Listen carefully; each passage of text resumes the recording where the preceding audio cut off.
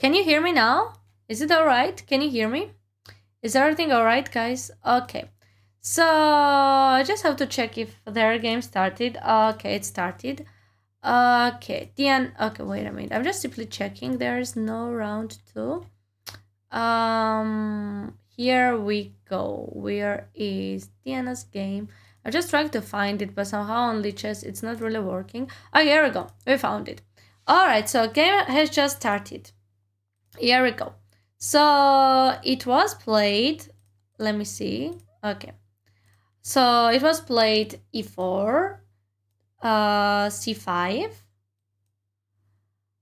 d4, c takes d4, c3, knight on f6, e5, knight d5, c takes d4. Alpine Sicilian defense. Hello, everybody. Hello, hello, hello. Hello, hello, hello. Nice to see you all. Really, really nice to see you. We're all supporting Diana, and I'm really excited to commentate her game. Unfortunately, this game is not on chess.com live, so you can either watch on vio.livechesscloud.com or you can watch it on Lichess. So Diana played this variation. I usually play here e6, but d6 is one of the main lines here. And I'm not really known of what Diana is usually playing. I rarely played against her. Last time I played against her was like in first time. I think it was in last like Title Tuesday, I believe. So yeah, and we never played over the board as far as I remember. But it's really exciting to see her game and her point of view, the way she is playing. So when you're going to counter third best woman football player, what does that even mean? You mean Portugal? 22nd of August. Yeah, yeah, Diana. Yeah, exactly. So yeah, knight on f3. So let's see how Diana is gonna play here. I'm not really sure what is her preparation in this opening. Okay, guys, just simply let me know if you can like see Diana. I can see everything. It's my first time actually setting up all of this stuff to commentate on the stream. So yeah, I like this purple theme actually. I like the way it is. I'm going to commentate only one game today. Yeah. So Dana is taking her time. You can see how she's thinking here, and I'm kind of used to like play like when I'm online. I'm really used to play like blitz and bullet. So I feel like this game should continue as a blitz or bullet. Like rhythm, but it's different. So we will need to take our time and see what Diana is going to do. Board and camera is good. Thank you. Thank you, guys. Is sound alright? Is everything fine? Just please let me know. So yeah, okay, so it seems like black has moves like d takes e5, knight e6, e6.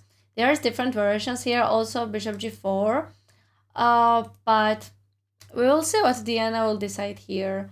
We also need to know if Diana knew if her opponent would play this or if it was spontaneous. Sometimes like you might know what your opponent is playing, but they might play absolute totally different move. So sound is good exactly. But over the board is quite messy, especially with shot chess. I never played like as much over the board bullet, especially with shot chess, so not really familiar with it. Okay, so yeah, let's see. It seems like d takes e5 would be better. Camera rocks and yeah, I did not really see that actually, but I think it's fine, yeah. So I can't really crop the clock. I could try to show the clock, but I will have to crop it. Okay, guys, give me a second. I will try to show the clocks. 1 second. It will be a bit messy, but let me see it. Okay, so many window captures.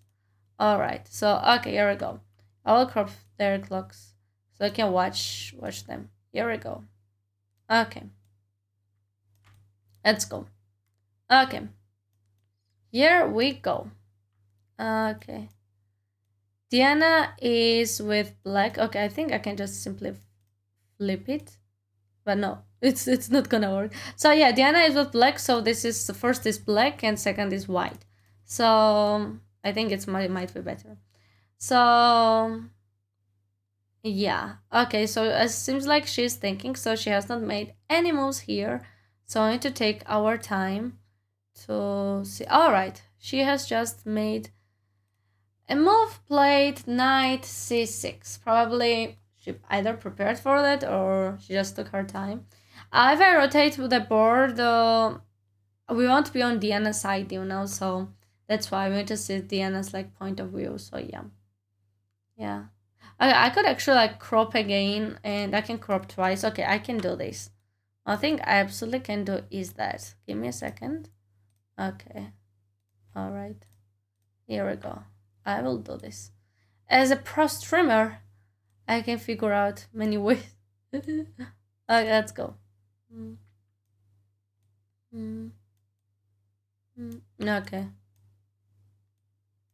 Mm, okay. Here we go. Okay. Here we go. So, probably arbiter decided for clock exactly. Actually, when you play Rd2 tournament, it's a hard like thing to decide how to stream. From my experience, it's a bit complicated. So, yep, yeah, that's why it's better to look this way. I mean, when I'm like, you need to ask organizers many things, etc. For example, when I was playing in last tournament, I could not really switch like clock another side because it would kind of mess up situation. So that's why you can see clocks all over the board. Unfortunately, there is no clocks on chess.com because this game is not broadcast on chess.com. I just simply make moves. But thankfully, I had this possibility to capture like these windows and show these clocks. So yeah, gotta be pragmatic when you're throwing even. So anyway, yeah, bishop c4 is logical move here, which usually white is playing. Queen b3, bishop d2. So let's see what Diana's opponent is going to play. Her opponent is Duli Nimhain, rated 1683. Pretty big difference, almost 300. So logically, Diana has advantage with title, with rating. But as we say, we have to focus on during whole game. Like we can't really put bets on like which side will be because chess is like unpredictable. And as we support Diana, whole my heart and all of us supporting her, we need to concentrate on this game and see how it'll go. And yeah, usually there's like some people make kind of bets by rating points, by titles. So, but when you're a chess player, when you play a game, you should be only focused on the game and how pieces are working, how pieces are moving there. So, like it happened to me as well. So, yeah, I hope that Diana is super concentrated on the game. It seems like she is now eating. It's important to have some snacks during chess games. It's super important. Exactly. Yes, exactly. Yeah. So, and actually, when you have snacks during chess tournament, you can't eat in front of your opponent. It's quite not classy. So yeah, and that's why I like that videos are shown during game to see what players usually doing. Diana will probably have the upper hand, but nothing is sure. Yeah, I believe in Diana. I believe she's gonna play very well. And seems like now White is taking so much time, and as we see her opponent's face, she's like pretty nervous. I feel like so it will be quite good for Diana if her opponent is pretty nervous. So good morning, Waterford Wizard. I think opponent sister is also playing here. Oh really? Let me see. But if I change the no, if I change the tab, we won't be able to see the clocks. So twin sister, wow, that's cool. All right, I think Diana's opponent has not made any moves yet, so she's taking her time. Interesting. Probably she was not prepared for that. Yeah, Mirzi probably is Diana's name, Diana's surname, like changed. Mirza, probably, yeah. Mm. Mm. Mm.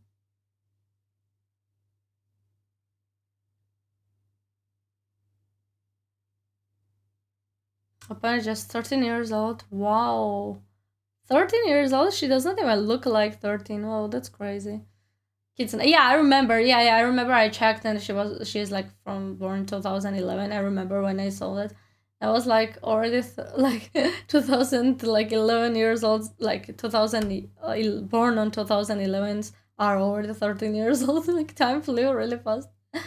Yeah, I'm keeping an Terskeo who has got Stella who beat Diana Metz yesterday. I see. And guys, don't be surprised if you see both players getting up during opponent's turn. It's hard to remain sit and focus during 4 hours. Absolutely, super hard. I absolutely agree with that. It's really normal to get up and take your time to drink something, get snack, walk a bit, go to bathroom. It's really logical because it's super hard to sit at least like 3 hours. Yeah, even 2 hours and a half. So I agree with that. I used to be when I was playing like classical tournaments. I used to be really stuck on the chair and I was not really moving. Sometimes it happens now as well because I'm really concentrated, but it's not that good. You just need to still get up a bit and do stuff. So yeah. Twin is named Bed. Welcome new followers. Welcome. We can hear the sound, but we can't hear any alert. I don't know why I managed. Okay, anyway, it's fine. So I think it's better if I don't have any alerts jumping on the stream. So yep, I decided like this. Okay, Bishop C4 seems only good continuation here, but I believe there is others as well, but as I see commonly, there is Bishop C4. Alright. Okay, seems like the other's opponent has not made any moves yet. So, let's see. Let's see what's gonna happen here. Taking so much time. And we see how big difference is playing classical game than playing like Blitz and Bullet. Like during this time, we would play so many Blitz games. It's crazy. I don't like when they get up and look over your shoulder to see it from your point of view. You don't realize for a moment. Actually, it's yeah, you don't like it, but actually, it's pretty good strategy to do so because when you see from your opponent's point of view, you have total like you feel differently. You know, you might feel like see something which you could not see before when you were watching from your point of view, but yeah, that's their free choice as long as they don't interrupt you by like being behind you. Good morning, TJ. Knight c3 looks okay to aiming to create a chain pawn on c3 and e5. Yeah, knight c3 is really logical moves also. Seems like queen b3, but I don't think like developing your queen in the beginning of the opening is great for now. I feel like bishop c4, knight c3 is like pretty logical. Hello, Howard. How are you doing? Hello. Yeah. Hello. Okay. Mm.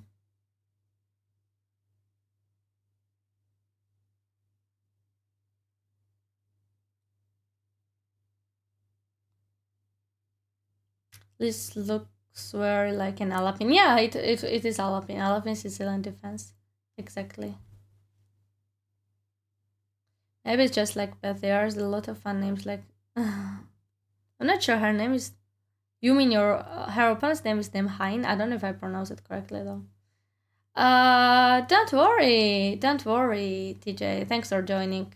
After this, I'm going to play in Bullet Brawl, most likely. So I'll be streaming for a long time, but with different like my regular setup. So yeah. Okay. Bishop c4 is logical here to continue. White is taking so much time. Okay. Why? Okay, clock stopped working a bit. Okay, here we go. I think now it's working. Here we go. Okay. Uh, Bullet Bro. Exactly. It's pronounced Nev according to Nev. Nemhain? Nev? I think like, you sure? It's like different name. Okay. So taking her time to play bishop c4, queen b3, or bishop d2. Interesting. I feel like when opponents taking so much time of thinking in the opening, I feel like they are quite nervous. That's what I noticed. Of course, it depends. Some people love thinking so much during chess games, like unnecessarily. Sometimes, like I remember some people were spending like 20 minutes in one move in the opening, but many times it's like either they don't know or they're like too nervous of thinking. I think I will only have 2 out of 5 correctly pronounced. Pronouncing names are pretty hard. Been a while since I have played Bullet. What's the reason? Bev? Well, that's interesting. I'm really curious where is her opponent from. It's Irish? She's Irish? Seems like she... I didn't know that.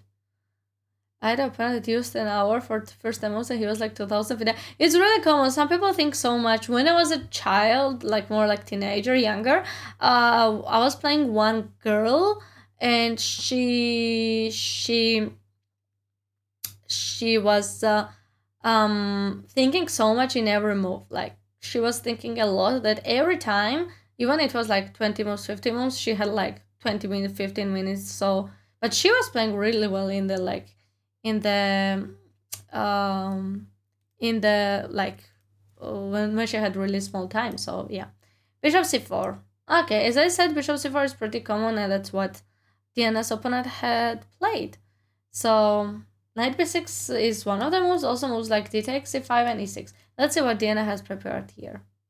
Have you seen moves of source? I don't know. I don't know exactly which one is that. Okay, so yeah, and I'm happy that we have this clock right now because we can see if Diana has made a move or not. So knight b6, bishop b3, it's pretty common. Knight b6, bishop b3, ideal e6, d5, it's very common here, very common continuation. Or knight b6, bishop b3, and takes on e5. It depends what Diana has calculated or prepared here, so we just have to wait. D takes c5 is pretty common as well, and then ideal e6, because if you move knight on b6, there can be ideas like bishop f7. So that's why d takes c5, I'm not a big fan of it. Bishop g4 is another idea, but not now, later, because if you play bishop g4 now, this knight is hanging. So either knight b6, d takes c5, or e6. e6 is logical as well, but the problem is that white is not going to take on d5, is not going to take on d6. White won't let us to like develop our bishops, so they are forced to just simply castle. So yes. Got a new bullet pick earlier this year though with 2571. Oh, congratulations.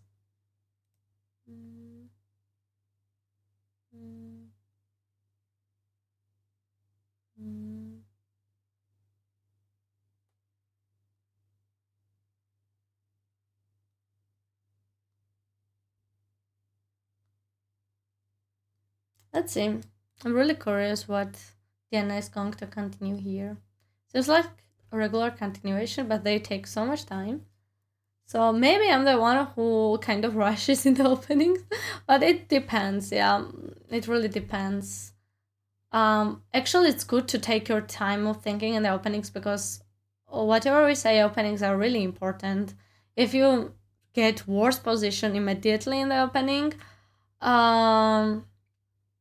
you might like end up playing whole game to fix this mistake what you have made during opening. And from my experience, it's very hard because whole game you are either protecting the position or either trying to survive, and it's not good for you as well as your chess, and not good for your like mental health as well.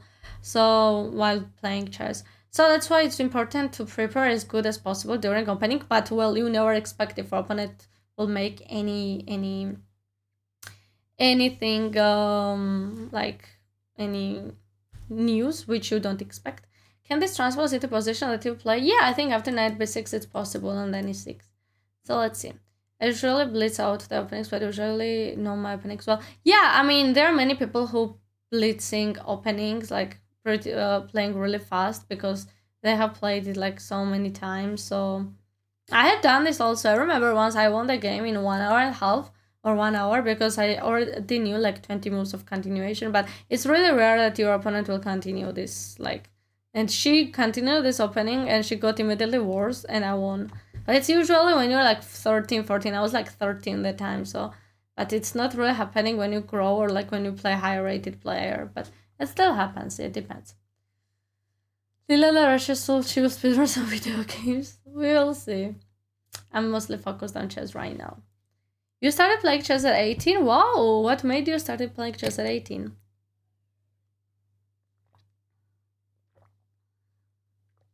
Okay. Diana is taking her time. She's really focused. I'm sure she will play knight b6. It's very common word continuation here in this opening. So let's see. It's really nice what I see. Started direct to match of Magnus. Oh, that's interesting. How old are you right now, if I can ask? Yeah, a lot of practice. Yeah, many people ask me how can we like become good at chess if we okay. Okay, I don't want to use dishes.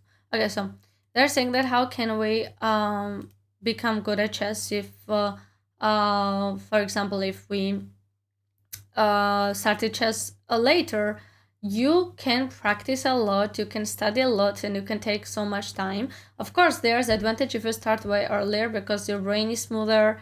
You don't have so many things to do. You are not adult. So, but it does not like stop you from like studying chess later in the life and become good at it. As long as you don't have exact goals, like you need to just improve your chess. You don't have to. Many people ask me like, what if I become grandmaster? When I become grandmaster, that's not how it works. So that's my advice. Diana M is number one. Diana M is number one to see. Diana M is in last place, while Diana M is in the first place. Which Diana? I have seen another Diana M also, and I got curious. Who was that? I like laundering. Would probably be hard to play or if started early. Yeah, of course, it has big advantages if you start streaming early, like start playing chess earlier. But as I said, like life is full of many things, and and you can like learn other things in life, and chess can be as hobby. So I don't like when people stress out too much about chess titles and ratings, especially if you start to play chess later. So yeah.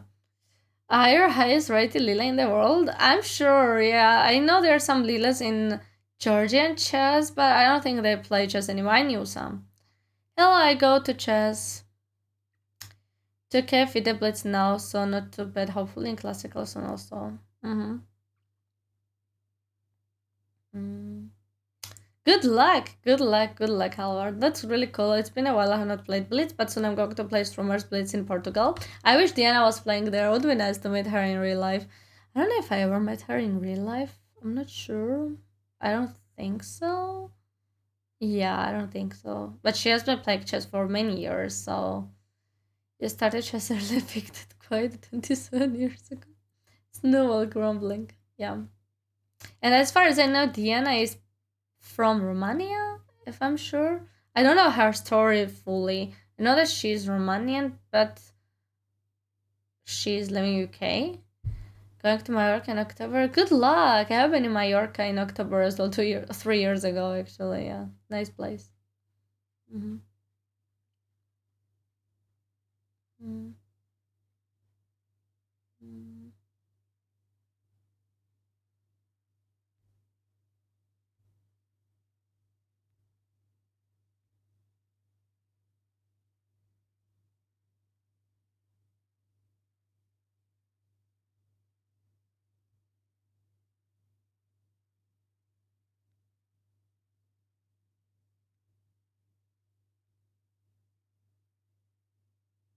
Mm-hmm. It's actually true for this year rather than just the 27 joke. Nice, finally. It's a nice place. I go starting time rounds at 8 p.m. Yeah, I remember I started round at that time, but 8 p.m. is too late, I think. For I played once round at 8 p.m. It's too late. Like, parents are Romanian. She was born in Ireland, but currently in Germany. Oh, she's currently in Germany.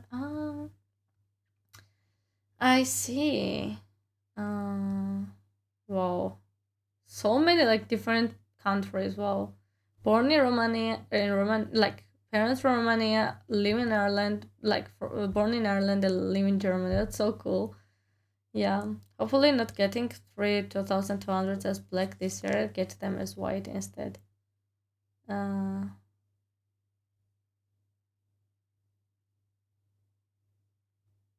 Mm. Mm. Mm-hmm. Good luck. Good luck. But don't really refrain yourself of like, don't worry about which color it will be, because even though they said that white has big advantage, of course white starts and white has slight advantage, but it's not really how it works in chess. You can win by any color. But yeah, even like high rated players, and many times when I played high rated players, I won with black mostly. It really depends. Okay, let's see what Diana played. Alright, Diana played e6. One of the continuation here. It's actually was third line, but well, let's see. It's also a book move. So let's see how Diana is gonna continue. There are some options with white castle, queen e2, or bishop d2. We will see. Castle seems really logical because, well, as we know, you need to develop your pieces first in opening, and then you need to castle. Nice to see you. Thank you, thank you, thank you, Zombie. Nice to see you also. Yeah. As my level card does not matter as much. Over the past 2+ years, my word about results are much better. But yeah, exactly. That's what I mean. I used to like think that I used to think that color mattered, but usually when I grew, like since I grew up and started playing games, it's really small, very very small difference. Like it's almost equal with same result. Like so, yeah. I win most of my games with purple. I speak only in English during stream, so yeah, and I don't speak too much about my finances, but yeah, Twitch is my job. Yeah, for many years. I won more with black lately. Mm-hmm.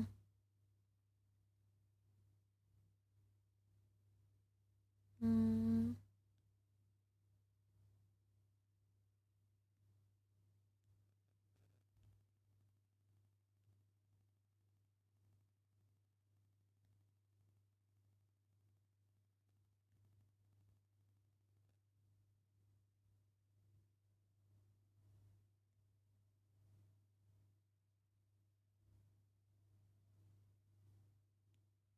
Mm-hmm. I agree.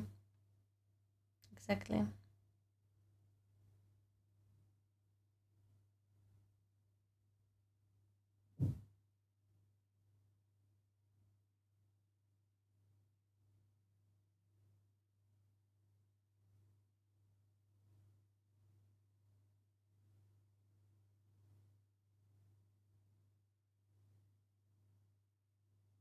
Yeah. So let's see. Let's see what white is gonna continue. I believe castle is really normal continuation here. I believe she's gonna do it. Also, queen e2 is pretty interesting here, just simply to develop queen. Let's see what would happen after knight c3. If knight c3, just take, and d takes e5. And if it takes with pawn, there's queen d1, which is quite better for Diana. But yeah, but 1 second, knight c3 takes, d takes e5, and if it takes with knight, here is also take, and queen takes d1, which is also better for Diana. But this happens if white is gonna play knight c3, but white does not have to play knight c3. They can just play queen e2 or just simply castle, which is pretty logical continuation here. And Diana either will have to take with pawn on e5, or going to probably play bishop e7, which seems another natural move. Seems like white has really slightly better position due to development of their pieces, but of course it's slightly better, like +0, like 30. It's not big deal. It's just something to play from both sides. And usually, like when it's starting position or when they start, usually it's always like white has slightly better. That's normal, but it's important how both players will continue playing. And there's like some options like queen e2, queen c2, also rook e1 probably. But queen e2 is really logical here to protect the a5 pawn. Play rook d1 next. So let's see, and probably that's what Diana's opponent is calculating here. And if queen e2 moves like a6, is logical to play b5 next, or castle, and etc. So yeah. Um. Don't worry, Navi. Well, it really depends. Actually, chess. We can't really say that you can make living out of just playing classical chess or play tournament. It's unless you're a really top chess player in men and women categories.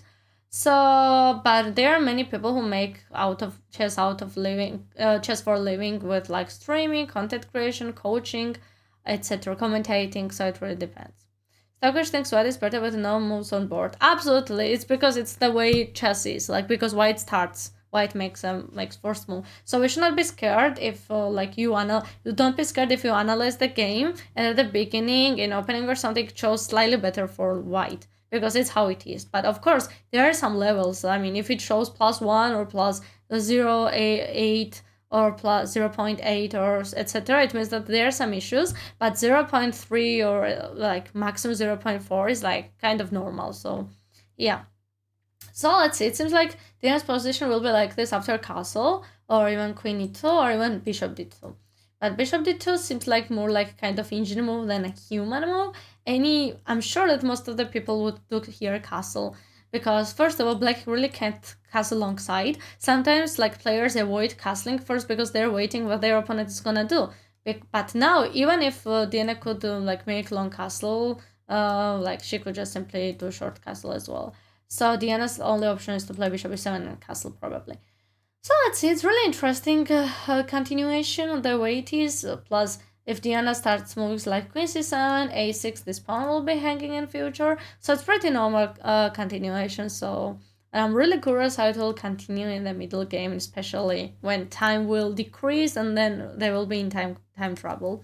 That's the most interesting part because usually when players are in time trouble, they make some mistakes which they would not usually if they had long time control. So yeah, the castle.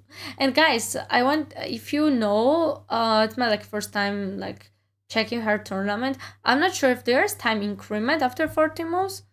If you could tell me if there's time increment.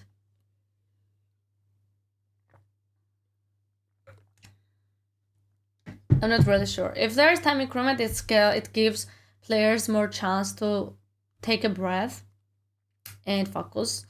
Like no time increment. Oh yeah, and when there's no time increment, they try to like not think as much, but still you need to take your time. So more in the end, like maybe from 20 move, maybe less, maybe a bit more. They like start already playing like blitz or rapid. So that's interesting from your point of view. But when you play, when you're a player by yourself and play in this time control, it's getting pretty hard. From my experience and from many chess players' experience, I'm sure from Diana's experience as well, there might be games that you are losing, but you won or made a draw because your opponent made many mistakes. So or opposite as well. Or like for me, what happened was that I was winning many times against international masters, and I made a draw because I just had so small time.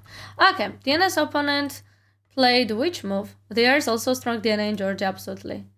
Oh, Diana's opponent took on d5. This is actually really good for Diana because first of all, white is giving pair of bishops, and secondly, when Diana is going to take with e pawn, she's gonna open this light squared bishop. So yeah. Mm.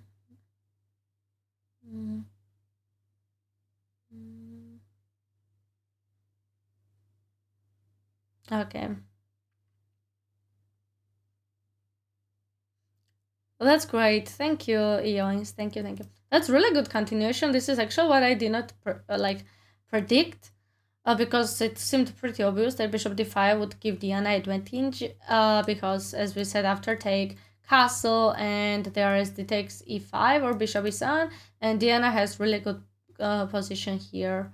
So it does not give big advantage, but it gives better play because that's what Diana wanted. She wants to open light squared bishop. She wanted pair of bishops, so yeah, it's pretty good for her. Let's see.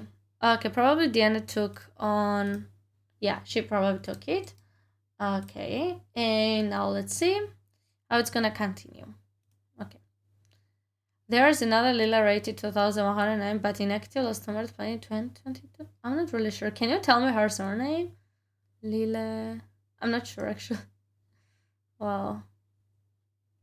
there can only be one Lil ultimately. True, exactly. True, true.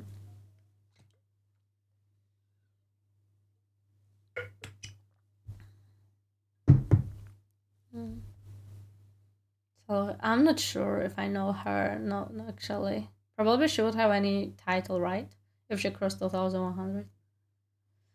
Okay, castle seems pretty obvious move here because they want to develop piece. Like if bishop g5, for example, here, queen on a5 or queen b6.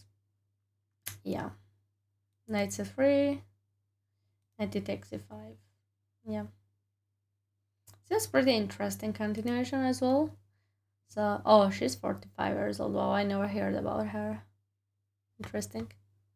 I always, when I was child, I used to love so much when I was watching some people who had the same name like me. Because at first I was feeling like my name was unique, but actually when I was born, my name was pretty unique. Lately, some people start being called my name, but it's pretty unique name, you know. So especially in the world, but especially in my country as well. I love unique names, but now it's not as more unique because many people started calling that, but still. So okay. All right, probably seems like her opponent castled here. Let's go. Okay. Let's see what Diana is gonna continue. Very logical is to play bishop e7 and castle. That's one of the principles of chess.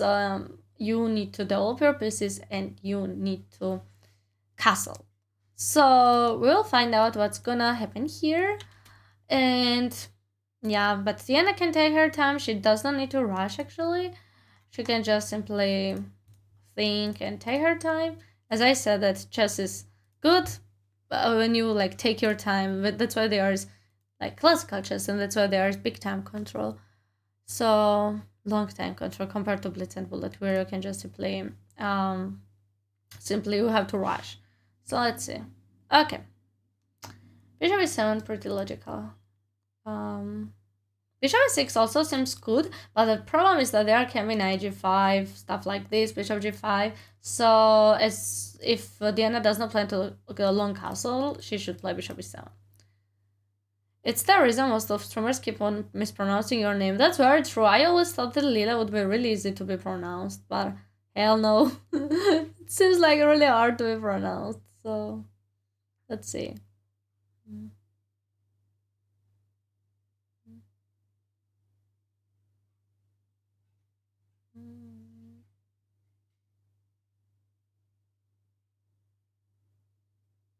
There's no Grandmaster Kitty living in Poland with the same rating as international Kitty living in Germany. Just a few points behind, there's a Grandmaster Kitty living in Scotland. Yeah, that's crazy. Yeah, these kind of names are common. Like Mari is also common. Anna is the most super common name.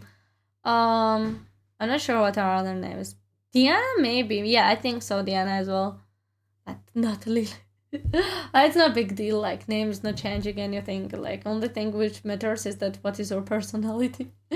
So anyway, so bishop e7. I'm sure Diana is gonna play this. That's pretty obvious move.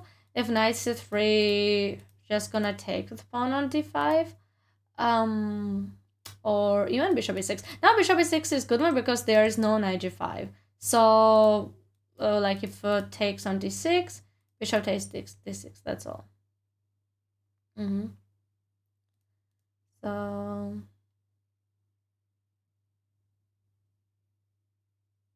let's see.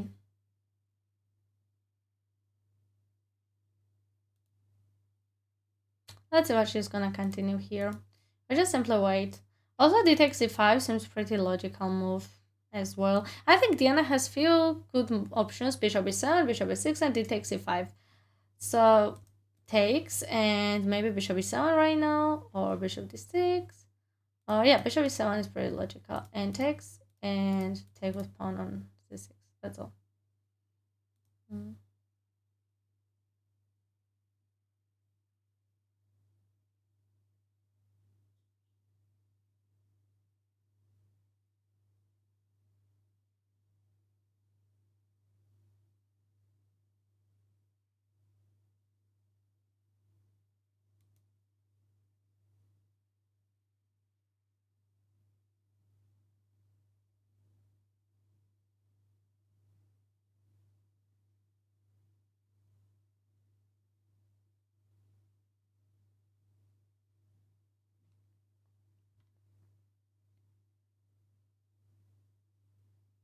Still theory.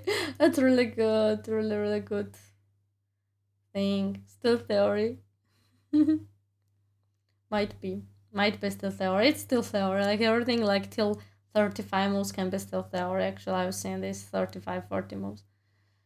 Alright, Diana, thanks a lot. So let's see what she's gonna plan here. They almost have similar times. Diana has 4 minutes more, but let's see. Time advantage is also a really big advantage when you play chess in general. It doesn't matter which time control. As I said before, many people make mistakes having low time, so that's why Diana has to balance it and make sure that her opponent will think more. But as I said, it can be also tricky. As from my experience, many times your opponent might like think a lot, but like in few seconds they might start playing like Stockfish, because sometimes when you are under stressed or under like stress, under pressure, you might end up like playing the best moves, but it's not that common. So yeah, bishop e7. As I said, Diana played this move. Amazing. And logically it's next to castle, play bishop e6, etc. Let's see how it's gonna continue.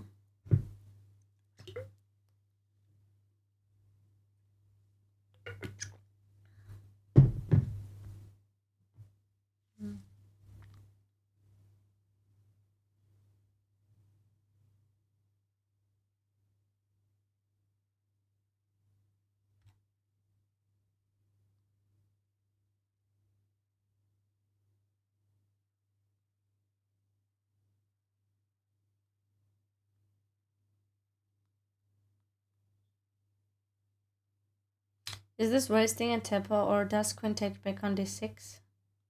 If they take on d6, queen d6, and look, there is no bishop on f4. That's the point of playing bishop e7. If knight c3, there is bishop e6 or castle.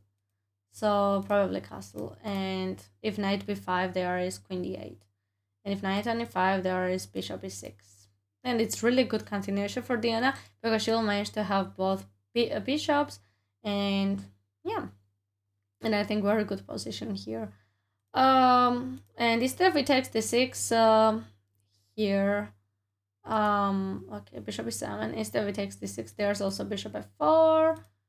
There is also rook e1. And bishop f4. Yep.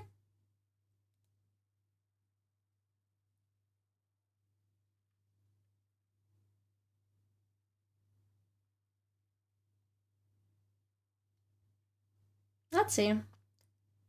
Let's see which one will be. Bishop f4 seems like logical, because white will need to develop their pieces, but it takes e5, knight takes e5, and castle.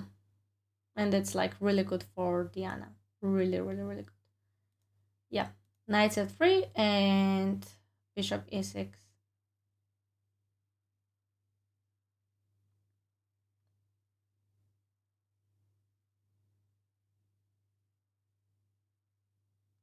And bishop e6 next. Let's see. Or knight takes e5. Is there pitch in Portugal? Probably, yeah. I'm not sure. I think it's in Porto as well. Let's see. Bishop e6.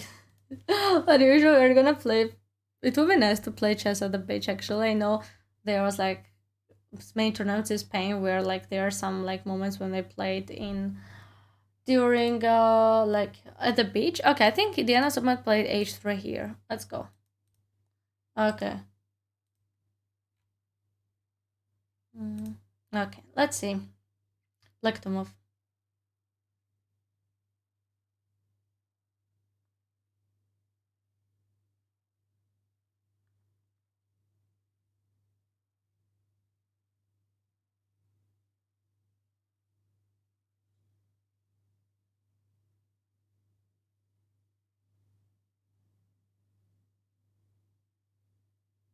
h3 and castle.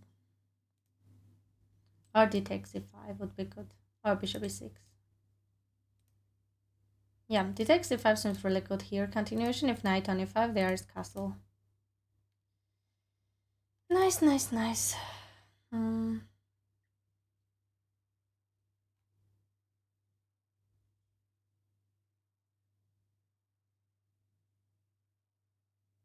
Okay.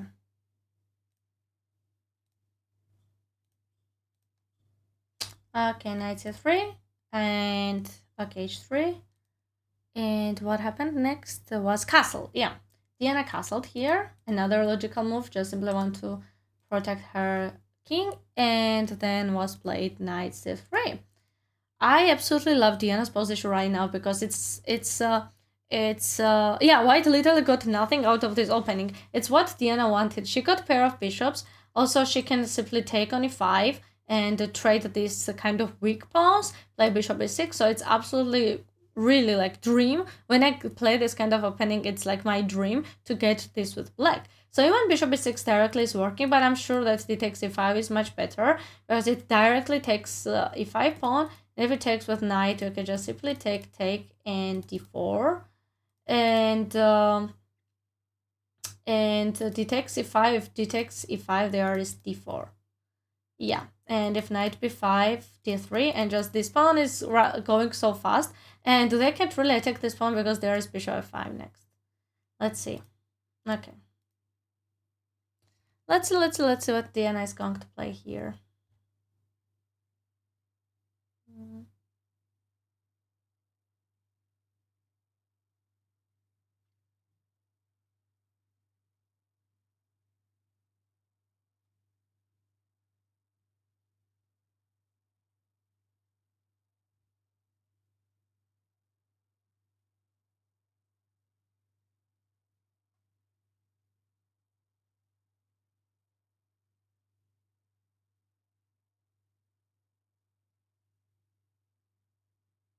Okay, d takes d5 is really good continuation. Okay, I think. Okay, let's see what Diana played. Diana played bishop e6, another good move. Bishop e6 also a very good move. Just simply waits for white to make any moves like bishop e3 or knight on e2 or knight b5. So let's see.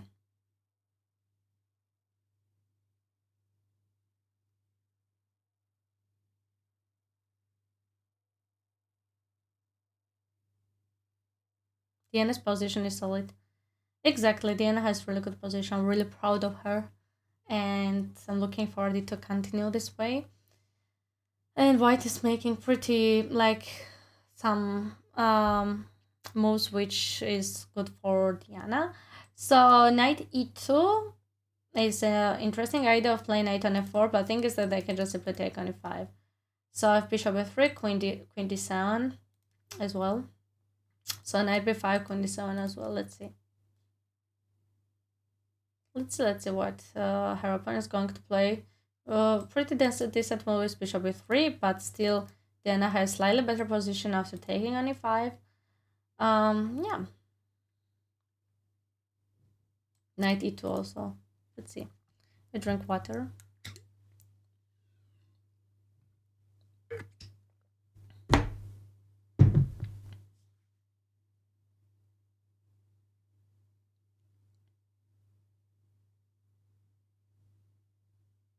Let's see what white is going to play.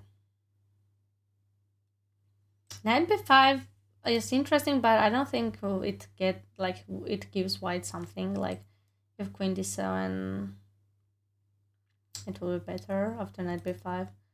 So I feel like in any moves Diana has better. For example, knight on e2, Diana can actually play bishop f5 or h6. Yeah, bishop f5. Just bishop f5 because not only knight on f4 here. So if queen b3,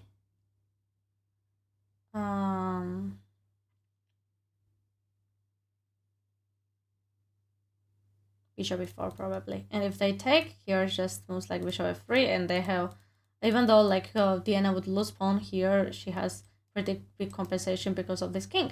But even if not this variation, for example, she can just simply take with pawn, and if she takes knight on a5. So Diana has many options here to continue playing well. So let's see how it's gonna continue here. She played bishop e6, and let's see what is going to play. Nemheim. Oh wait, her name is Dulin. Okay, I think I mispronounced her name. Like, is her opponent's name Duelin or Nemhain? Which one is her name? I feel like pretty noob of pronouncing these names actually. If anyone can like fix it, I would really be happy because I don't know what are their like what her opponent's name is pronounced, like Tulin or Nemhai. I'm not sure. So let's see. Let's see. Her opponent is taking a lot, so taking her time. Okay. Let's see. Let's see. I keep saying that because that's the only thing we should do when we are waiting classical game. And as a coming from full time blitz and bullet player, sometimes being patient about classical games, it takes a lot of patience even when I play. But when you play with yourself, it seems like your time is kind of going really fast. But when you're watching other games, it's a bit hard. Even though it's really important to watch top chess players games when they play like a big event because you might learn a lot from them. It's a bit still hard to like follow up these games all the time. So my point is that if you want to learn a lot from these games, you can just play turn on their games and do something else same time, and then come back and like watch main like key things. Irish name, so knows when written like that, I would guess Nemhain in the name, but Nemhain. It's Irish name, right? She doesn't look like Irish, or maybe I don't know how Irish people usually look like. Or maybe I can't really see how her opponent is looking as much. So, Dolin. Oh, I thought that she would be like foreigner. But it's Irish Women's Championship, so she's Irish, yeah, exactly. Logically, you can participate in any country's like national championship if you are not from this country. So, yeah. Anyway, yeah, bishop f3 sounds really logical move here for white as well, so let's see. Let me drink water.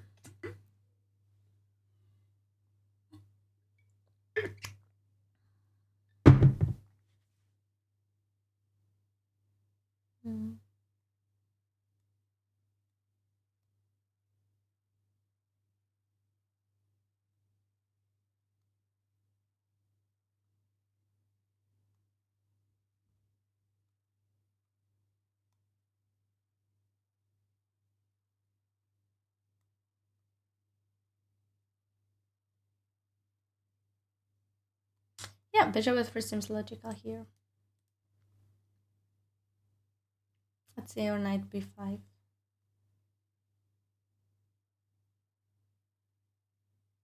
Knight e2 also seems logical. We will see. White is taking her time, a lot of time actually, and it's only 11th move, and her opponent spent almost half an hour, and Diana spent like 17 minutes, which is really good timing actually for 11 move. It's always hard to find balance how you can spend your time during classical chess game. You might like you need to know like what's the balance, like how many minutes you need to spend each time. Though it's really hard to calculate because sometimes you might spend a lot on fifth move, sixth move, because it might be totally different opening than you expected. But yeah, for now Diana is going really well with time, and I really like it, and I think it's gonna help her when they reach more and more like when reach more moves, like 20 moves, 30 moves, especially like when the position will become really dynamic, or like when it will be like some tough decisions to be made. And that's why 30 minutes for each section. How you define each section, that's the question. Okay, so her opponent final made a move, bishop f4. One of the natural move here to play in order to kind of protect d5 pawn, but d takes e5 is still hanging, and if she takes with knight, take either with bishop, with pawn, it does not matter. Diana has really good position after queen d7. Pair of bishops are taking king side, rook c8, rook e8, etc. 30 minutes for each section. It seems logical because you actually have 1 hour and a half, but I would say you might spend more time in middle games than spend in the opening. But first of all, it depends what, like, if you know this opening or not. If you usually know this opening, you might play it in like maximum 10 minutes.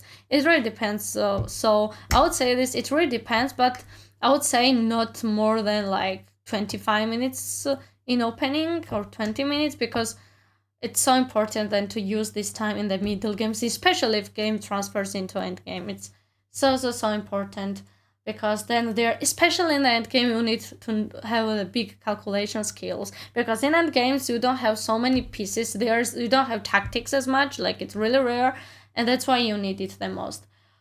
So yep, that's why I think that you need to reserve more time for middle games and end games than openings, but still it really depends on the situation.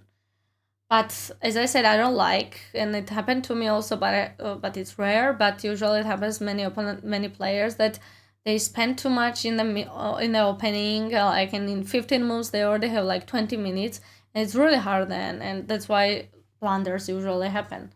So let's see. You kind of play drunk chess when you are in time travel. That's super common. Like you literally play drunk chess for real.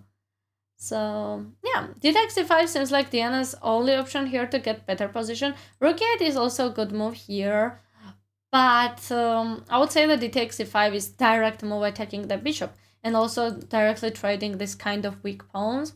So that's why plus is attacking bishop, and it leaves only two options with white: knight on e5 or bishop takes e5. Well, three options: pawn takes e5, but knight e5 is the best to simply just trade this strong knight. Because, for example, if it takes with pawn, there's d4, and this pawn becomes really strong here in the middle game. And if they take with bishop here, here is queen d7. Hello, Falmon. Hello. Thank you, Paul, for joining. What time is over there? Are not you from USA? Is not it early for tournament? Or maybe I'm mistaken. Hello, good old big hello.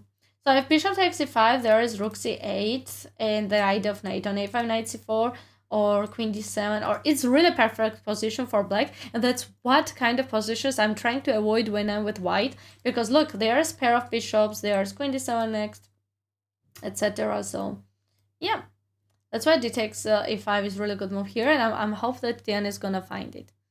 So she's taking time. Now it's really important to take this time. So guys, there are some moments in chess where you need to spend more time. It is called critical moments. Critical moments are that when you need to spend, like when you know that something is going to change in this like position. So when you know that you need to spend most time there. So now it's really important Diana to take her time, no rush, and really calculate what she wants in this position, like what she wants to, how she wants to continue this position, what is her plan, etc. It's 7-4 here. The tournament begins at 9. It will take me. Okay, good luck, Paul. Good luck. I hate morning rounds. Like 9, especially 9 a.m. is the hardest. I remember I had 9 a.m. rounds in Rome last year, and especially 2 rounds is the hardest, because when you finish your round at like 11 p.m., like then waking up at like 7 a.m. to play another round, it's just the worst. So yeah, I recommend tournaments at least then when for last round is at 10 a.m. Like that's the very minimum last round how it should be. 9 is too early, but yeah. So no problem. Good luck with that. So that's what I was saying before, is that it's so important to use your critical mind and like analyze these positions properly when you need to trade or not. Okay, for around 60 minutes delay with a 5 seconds delay. You mean 5 seconds delay or 5-second increment? Yeah, delays is not working when you play classical chess. You mean 5 seconds increment, right? Let me drink water.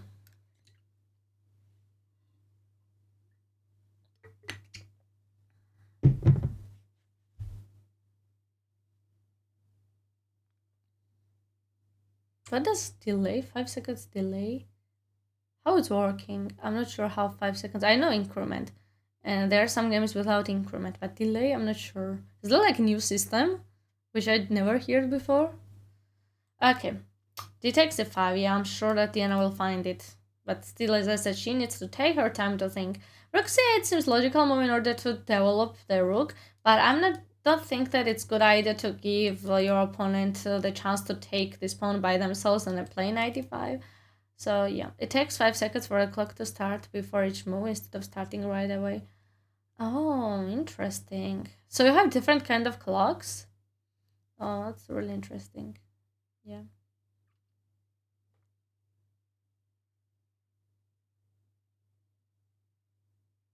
Maybe, it might be okay for It might be like unique for USA, so yeah.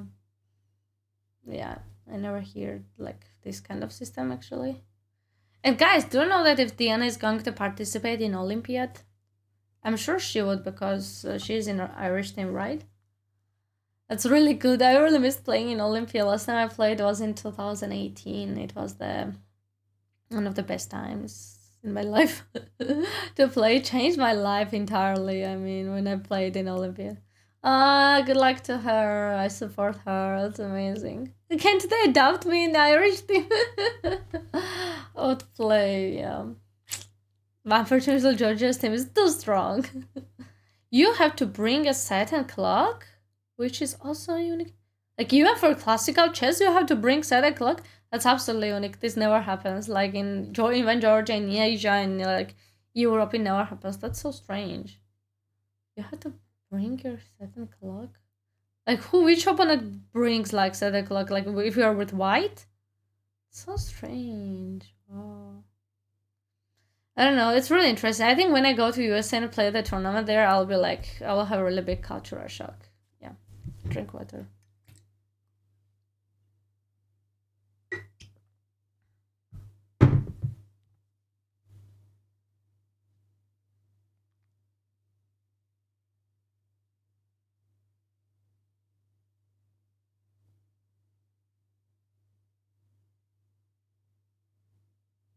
Playing tournament assistance like.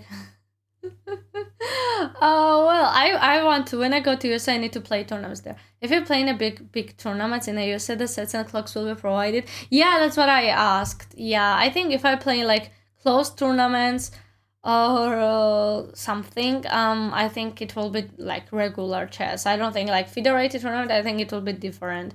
So yeah, I'm planning to go USA once, not in near future, but once, and I want to play tournaments there. So yeah, one of the beautiful days I want to travel. So get visa and travel. Not right now because I have to study at school, university. Also, I prefer to travel first in Europe or like nearby Asia or somewhere.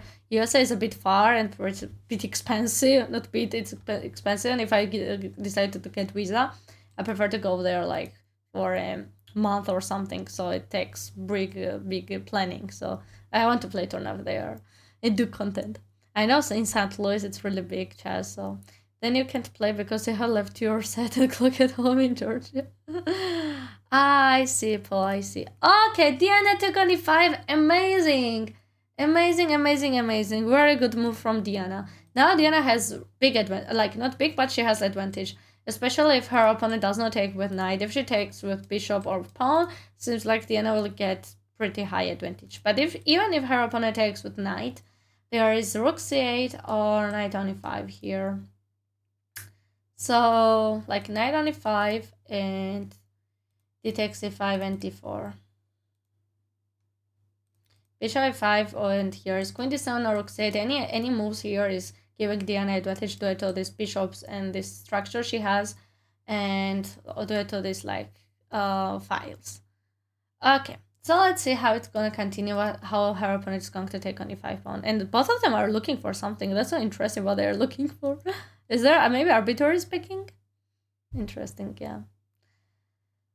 This looks comfortable. What are they looking at? Yeah, that made me question. What are they looking? Maybe arbiters. I actually can turn on their audio, guys, and we can actually listen while they're speaking. But I'm sure it will kind of interrupt the stream. Because usually there's loud noise. Like when I'm usually streaming and if I don't have commentator, I turn on like sounds because it gives you like if you like stream over the board tournament and you hear the sounds, it gives you like this atmosphere that you are attending this tournament. But if you have commentators, of course they should not be interrupted because they speak the most. So yeah, unless it's interview or something. So that's why I decided to turn off the volume. I thought you normally take on e5 before bishop f4. I might be wrong. Let me check. So you mean taking on d6 there, or you mean taking here? Yeah, Diana took on e5, which is correct move here. What does this mean? Bishop before bishop f4. Let me drink water.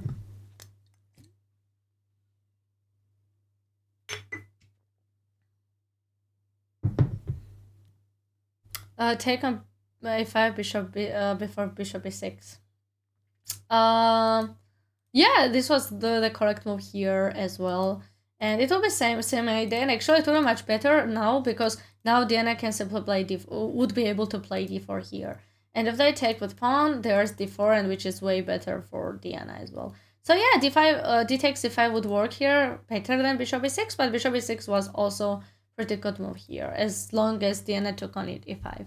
Yes, last tournament was in the noisiest hall ever. So many squeaky chairs. Exactly.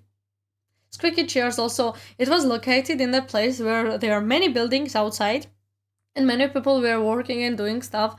And it was so loud, and that's why I want to turn on volume if I don't have commentator. I want to do this because I want you to feel and think the way I am like doing this, so you understand what I'm going through when I'm playing tournament. And well, yeah, maybe I did not take care of that much importance because I'm used to this and I'm too concentrated, but in general, yeah, it's pretty annoying if there's too much noise. Like if you go in really like high level tournaments, I have played as well, really like how many high end tournaments or like European Women's Championship, Olympiad, etc. There's no sound. Like they don't even allow you to wear like really like loud shoes. Even in some opens it happened as well. So yeah, but this tournament usually in Spain, and in this kind of countries, it's really common that they make this kind of tournaments because usually it's not taking like too much time and effort, so okay, you have played some similar position in blitz, not too often getting Alpinzi Classica. True, yeah, me too. I got this kind of position with both sides, yeah. Don't worry, TJ, don't worry, it's your choice to mute it or not. It's absolutely your choice, so there's no worry at all. Yeah, like I just do this as long as I don't have like as long I don't have commentator. If I get commentator, it will be muted, yeah. Never forget Alera's squeaky shoes. I think it was at candidates. I'm not really sure, but I think yeah, he was kind of offended by this from the arbiters. Yeah, he posted on Twitter. So I think since like Anamaya scandal, it became pretty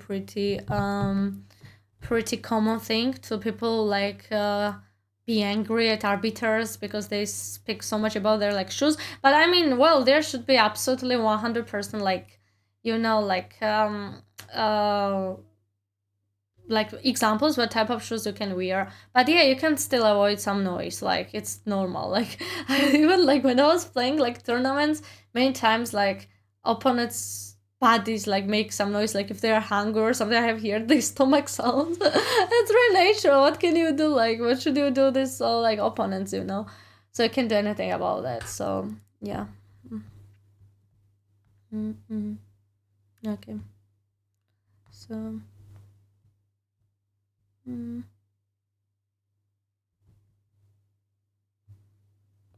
yeah, so that's why it's really important not to be too picky of these shows, and it's not that most important thing. But if they want to control it too much, it should be like yeah, exactly what are for exactly. I mean, yeah, so yeah, so exactly. It's just yeah. But anyway, it's still point if you were to like to this kind of hills. Like once I remember I was playing in Belgium, and I don't know if my shoes had this type of like noise. I'm not sure, but I was walking on this like floor, and it was making these sounds that they made me to like go in another place where was carpet. So I kind of understand like once I was playing in European Women's Championship and I was wearing kind of slipper, but it was not slipper. It was shoes, but it was making noise like slipper. So they told me that not to wear this next time. So yeah, but first it's fine. But if they like, yeah, I don't know really. So, but it's important. Yeah, like as TJ said, when I was playing like tournament in Valencia and there was too much sound, it's so hard. Like it's better to be some music sound than like some this kind of noise, like or like engineer, like when they're doing stuff in buildings or people playing or children like making a lot of sounds. It's just really bad. So on songs like no, coughing is not a problem. It's human. As I said, like some stuff is human, like sounds like some stomach sounds I have here from my opponents. You can't really control it. I mean, you can't really choke if you're coughing, but if you like simply just speaking too much or walk loudly or do like some other stuff or put songs or phone, yeah, it's a problem. Play the tournament ones that had sound testing for a concert next week. Oh my gosh. Where are you from? I actually have remember was I played some opens. There was like songs outside and people were having a lot of fun. It's really, it's like you do like exams, and some people start like orchestrating. It's kind of weird, yeah. If you compare to Chinese system where people literally have try their best never to interrupt students for exams. So yeah, anyway, that's the first thing. To be fair, was a hotel. Yeah, but it's organizer's fault. They should find these tournaments which will be suitable. But I understand because chess is not like football, which you have tons of money to like really find good place. So chess is chess. Yeah, it's they're like they're like a problem. Okay, so anyway, as we said, Diana's opponent play knight on e5, and take on knight e5 is good move as well as rook c8, and then probably if her opponent takes with knight on c6, rook c6, and Diana has really good c file. Also, this pair of bishops, and if she needs, she can even transfer rook on g6. And if her opponent does not take on c6 and plays like rook c1, knight on e5, and take and queen d7. So let's see. Yeah, that's another thing to do. So yeah, and instead of rook c8, there's also possibility knight on e5, and if they take with bishop here, here is, as we said, rook c8, and Diana gets really good position here. If they take with here with pawn, there's d4, and if knight on e4, there's queen d5. That's all. Yeah. No, Diana gets anyways better position. Let's see. Okay. What happened here? Let's see. Knight on e5. Okay, Diana play knight on a5. That's very interesting. It's not bad move, just pretty surprising for me why she decided to do that, why she avoided trading these knights. Probably she avoided this because she wants to remain knight for c4 square. Maybe then rook c8. Probably she wants to do this, yeah. And maybe f6 next to like a throw away this knight from e5 square. We will see. We'll find out how it will go. But probably Diana has some ideas why she play knight on a5. I don't think like trading knights would be bad here. It would be actually pretty well good, but it's her decision. And let's see, like rook c1, knight c4 next. Probably rook c8, knight c4 next is probably her idea. Like for example, rook on e1 and rook c8 next, either knight c4 or rook e8 probably to play f6, then a bishop f8 and protect this bishop on e6. We'll find out what was Diana's plan here and why she decided to play knight on a5. So let's see. I drink water again. Let's see. Okay. Her opponent is still thinking. It's now small difference between their times. It's like 3 minutes. So this time difference is getting smaller and smaller. So we'll find out what's gonna happen next. Rook e1.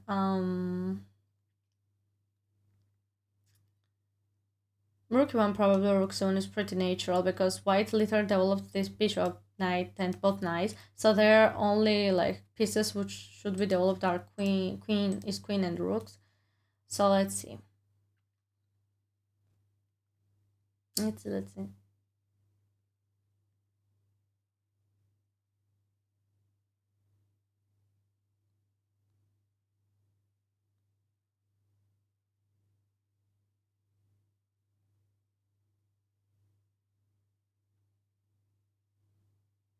Let's see what she's going to play here. Rook e1 or rook c1. Hello, Aladdin. Hello. One of the good moves here to play rook e1 or rook c1. Yep. We'll see. We will find out how it's gonna continue, and then I'm very curious of how it will continue next. I'm really really curious. What's gonna happen is when it will be like this phase when it will be over and pieces will be traded. It's super interesting. And if we get dynamic position, or now it's not the dynamic, mostly it's positional. I'm looking forward if they will start doing some dynamic moves, like start attacking or some tactics, etc. We'll find out. That makes me super excited. So let's see. Let's see. I'll drink water.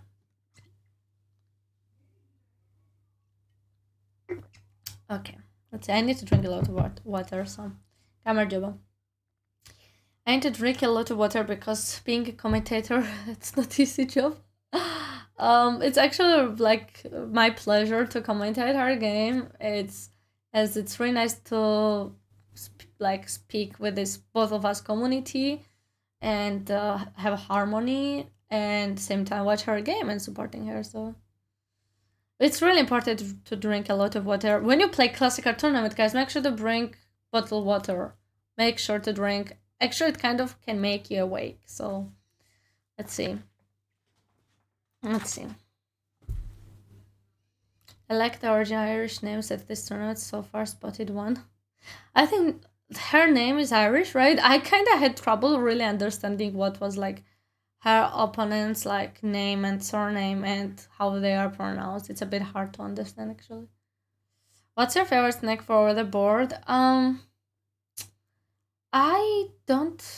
Actually, I have to, but I really don't usually eat during chess tournament.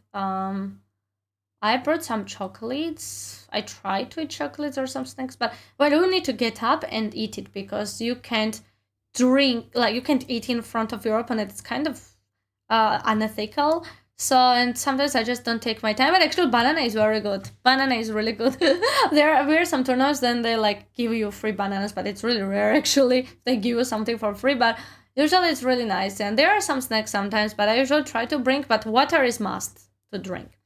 Doing a great job, Lily. You are explaining everything in a perfect way. Thank you so much. Thank you. I would love to really get more and more experience as a commentator, and I would love to be one of like commentators, So, but it's still a long way to go. I remember I commentated 2 years ago on chess.com India's like Twitch and YouTube channels with Srinath, our master, and he was really supportive, and I was so nervous. And yeah, let's see. Future will show us what's gonna happen. I mean. But it's really great experience. So once it's really nice to help a fellow streamer to like for her game to be commentated. But it's really a hard job because it takes so many hours to speak. Because if it was Blitz, it would be way easier. So Blitz is like easier to commentate because games goes really fast. So now we have to wait sometimes 20 minutes, 15 minutes while they're gonna play. But I'm really happy. Hello, Haki, hello. Banana is not good. Phoebe kept losing in Norway when she had banana with her, came without and won. I don't think this is Banana's fault, Professor. Let's not say about bananas. But I don't know, yeah, it might be many reasons. I mean, it depends. I mean, it's really hard to like eat in front of your opponent, so you can't eat it, so you need to get up. So that's why I don't prefer to bring snacks as much, but it's important still after 2 hours. Man, even some people bring sandwiches and eat outside, So it's not bad idea actually to get some drinks there. Chess.com gets some streamers to commentate on some of their broadcasts. Honestly, I think it would be a good choice. Thank you so much. I just, I think I need to kind of get used to these people, and I hope one day they will keep asking me. You help her and you get skills to experience. Yeah, that's the reason. Like, of course, every day it's really hard for someone to commentate unless it's like job, because but like time to time to help like your fellow streamers and they help you, it's really good thing. But and also I get good experience, so why not? Win-win. Katie moved to Poland, Antonia moved to Ireland. Any Irish women players in Georgia perhaps to complete the cycle? Oh my gosh, that's funny. Do you like to use NG to analyze while commentating? Actually, everyone is doing this. It's really rare if someone is not using this. So even Danny, everyone is doing this. When you see like, actually we don't... Oh, I forgot to put this analyze... Wait. Why could not put this... Okay, give me a second, guys. I forgot to put this line. I forgot how to put when there's like line, so... 70% accept. That's a really good idea, yeah. Suggest yourself as a candidate. I'm not sure how can I do this though. I mean, I don't know how it's working, how it's going working in the backstages, so I just wanted guys to I forgot how can I of evaluation bar. I forgot how it's possible because I don't use chess.com game. I use like analysis because this game is only chess or iCloud chess cloud. I think I use this with wait what's called? It's called the livechesscloud.com. I use this website. Even like the like I cropped this like time if you can see, so because people wanted to see the time because there's no time on chess.com like chess.com. So yeah, but I forgot how can I use this engine. Okay, evaluation bar. Here we go. Oh my gosh. Let's go. Okay. Where was my evaluation bar before? I'm not sure. So yeah. Okay. Yeah, thank you, thank you. I just found it. So yeah. Yeah, finally. Yeah, so when people are using evaluation bar and it's most all of these commentators, it means that they have engine turned on. So yeah. But okay. But of course you need to have chess knowledge. Like if you watch big commentators, also if you watch Anna Cromlink's mom, Pia Cromlink, of course they know like a lot about chess. So you can't just be dependent on like what engine says because many times even when you analyze your chess games, even when you like just do anything with chess and engine, you should not be dependent on like engine because you need to use your brain and see why this move is good. Sometimes they just like engine suggest some stupid moves, like which is not stupid, but you feel like it's stupid, and because it's not human mind, like some A3 probably, which he calculated 50 moves, so that's why it's important. I hear why career is the same as assault, but it doesn't. I don't understand it. You're welcome, Palmon. So yeah, seems like it's equal here, and but her opponent is taking so much time here to play. Why it is taking so much time? So let's see. But White is going to play. She's a bit confused. Probably her opponent was expecting knight on e5 or rook c8, something like this, or trading this knight. And knight on a5 was a bit surprising. And I would say it was surprising for me, knight on a5, taking knight from center to the corner. But we'll see what was Diana's like plan. It's not bad move. It's just a little bit equalized this position when Diana had slightly better. But we will find out. We will see. Still, when it's this kind of position, it's still good for black because, first of all, when you're with black, guys, your main point is to equalize position. That's always like this because anytime when white starts games, white has slightly better position. So when you equalize position, it means that you already achieved one thing. And especially when you start getting better position, it means that you are in a good way. Okay, as I said, Diana's opponent played rook e1, which is really like logical move here, as white can't do anything else, just simply try to develop their pieces. Rook e1, rook c1, queen d2, etc. So after rook on e1, there's rook on e2 next, rook on e8 next. So rook c8. I think rook c8 is more logical idea on knight c4. So let's see.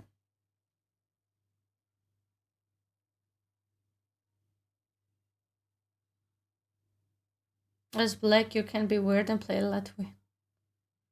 Which one is Latvian opening, actually? I think I have here, but I'm not really sure.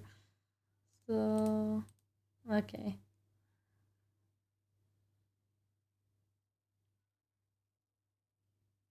I'm sure I would gain so much if I improved my black games. It's important because people usually assume that, oh, if you are with black, it's less chance you win, etc. But no, it's almost 50%, like 50-50 of your results with black. Well, 50 and some part of draws. But it can't really like say that, oh, if you're black, you're gonna lose against anyone. Actually, when it's literally opposite and you can really beat high-rated player with black, and it happened many times to me and many times many chess players, top chess players, etc. So it's important to improve both ways. And sometimes even like I think in 2022, like for 2022, all games what I have lost, 99% were with white, and I only lost few games with black in 2022. It was really crazy, like very few games. Like it's been many tournaments. I haven't lost any games with black. So yeah, that's why it's important to develop both ways, like skills in both ways, how to play both sides. Okay, so rook c8, as I said, that was Diana's plan. Rook c8, knight c4 next. Seems like it will be better for white to play knight d3, but it's really engine kind of move. Very logical move is for white to play rook c1, queen d2, queen on f3. Queen on f3 seems logical, attacking pawn on d5, then rook d1. I'm sure that her opponent either will play queen on f3 or rook c1.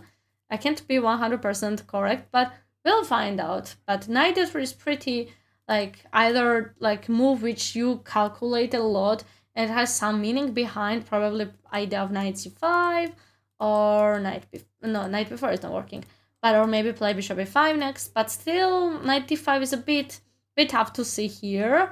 And when you have to deal with this rook and queen, knight d5, knight d3 is a bit hard to say here. Let me drink water.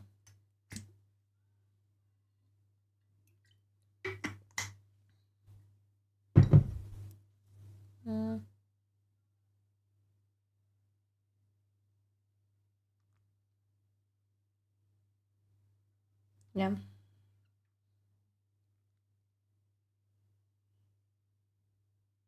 Okay. Let's see. Welcome new followers. Welcome up. Okay, I decided to have only sound. I don't have any alert because I kind of didn't want to interrupt this layout with the alerts. And actually I didn't want any sound as well, but I have this sound system. So that's why it shows, but it's alright. Okay. So it only shows only just followers like sound. It's fine. Like other alerts won't be shown, so it's pretty cool. I want you to keep it professional. Latvian is not bad if white accepts the pawn, but it's quite awful if they don't. I mean, usually people play this kind of like variations in order to like trick their opponents, especially in Blitz and Bullet, which I don't recommend to play in classical. And it was a really funny moment how both players are looking in the camera. I think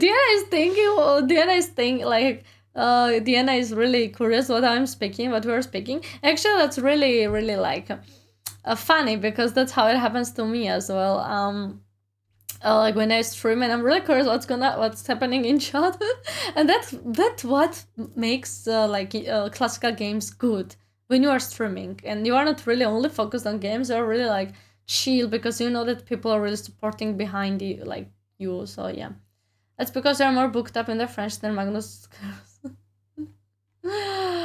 Professional, but that's true. Oh my god, everyone is professional. Okay.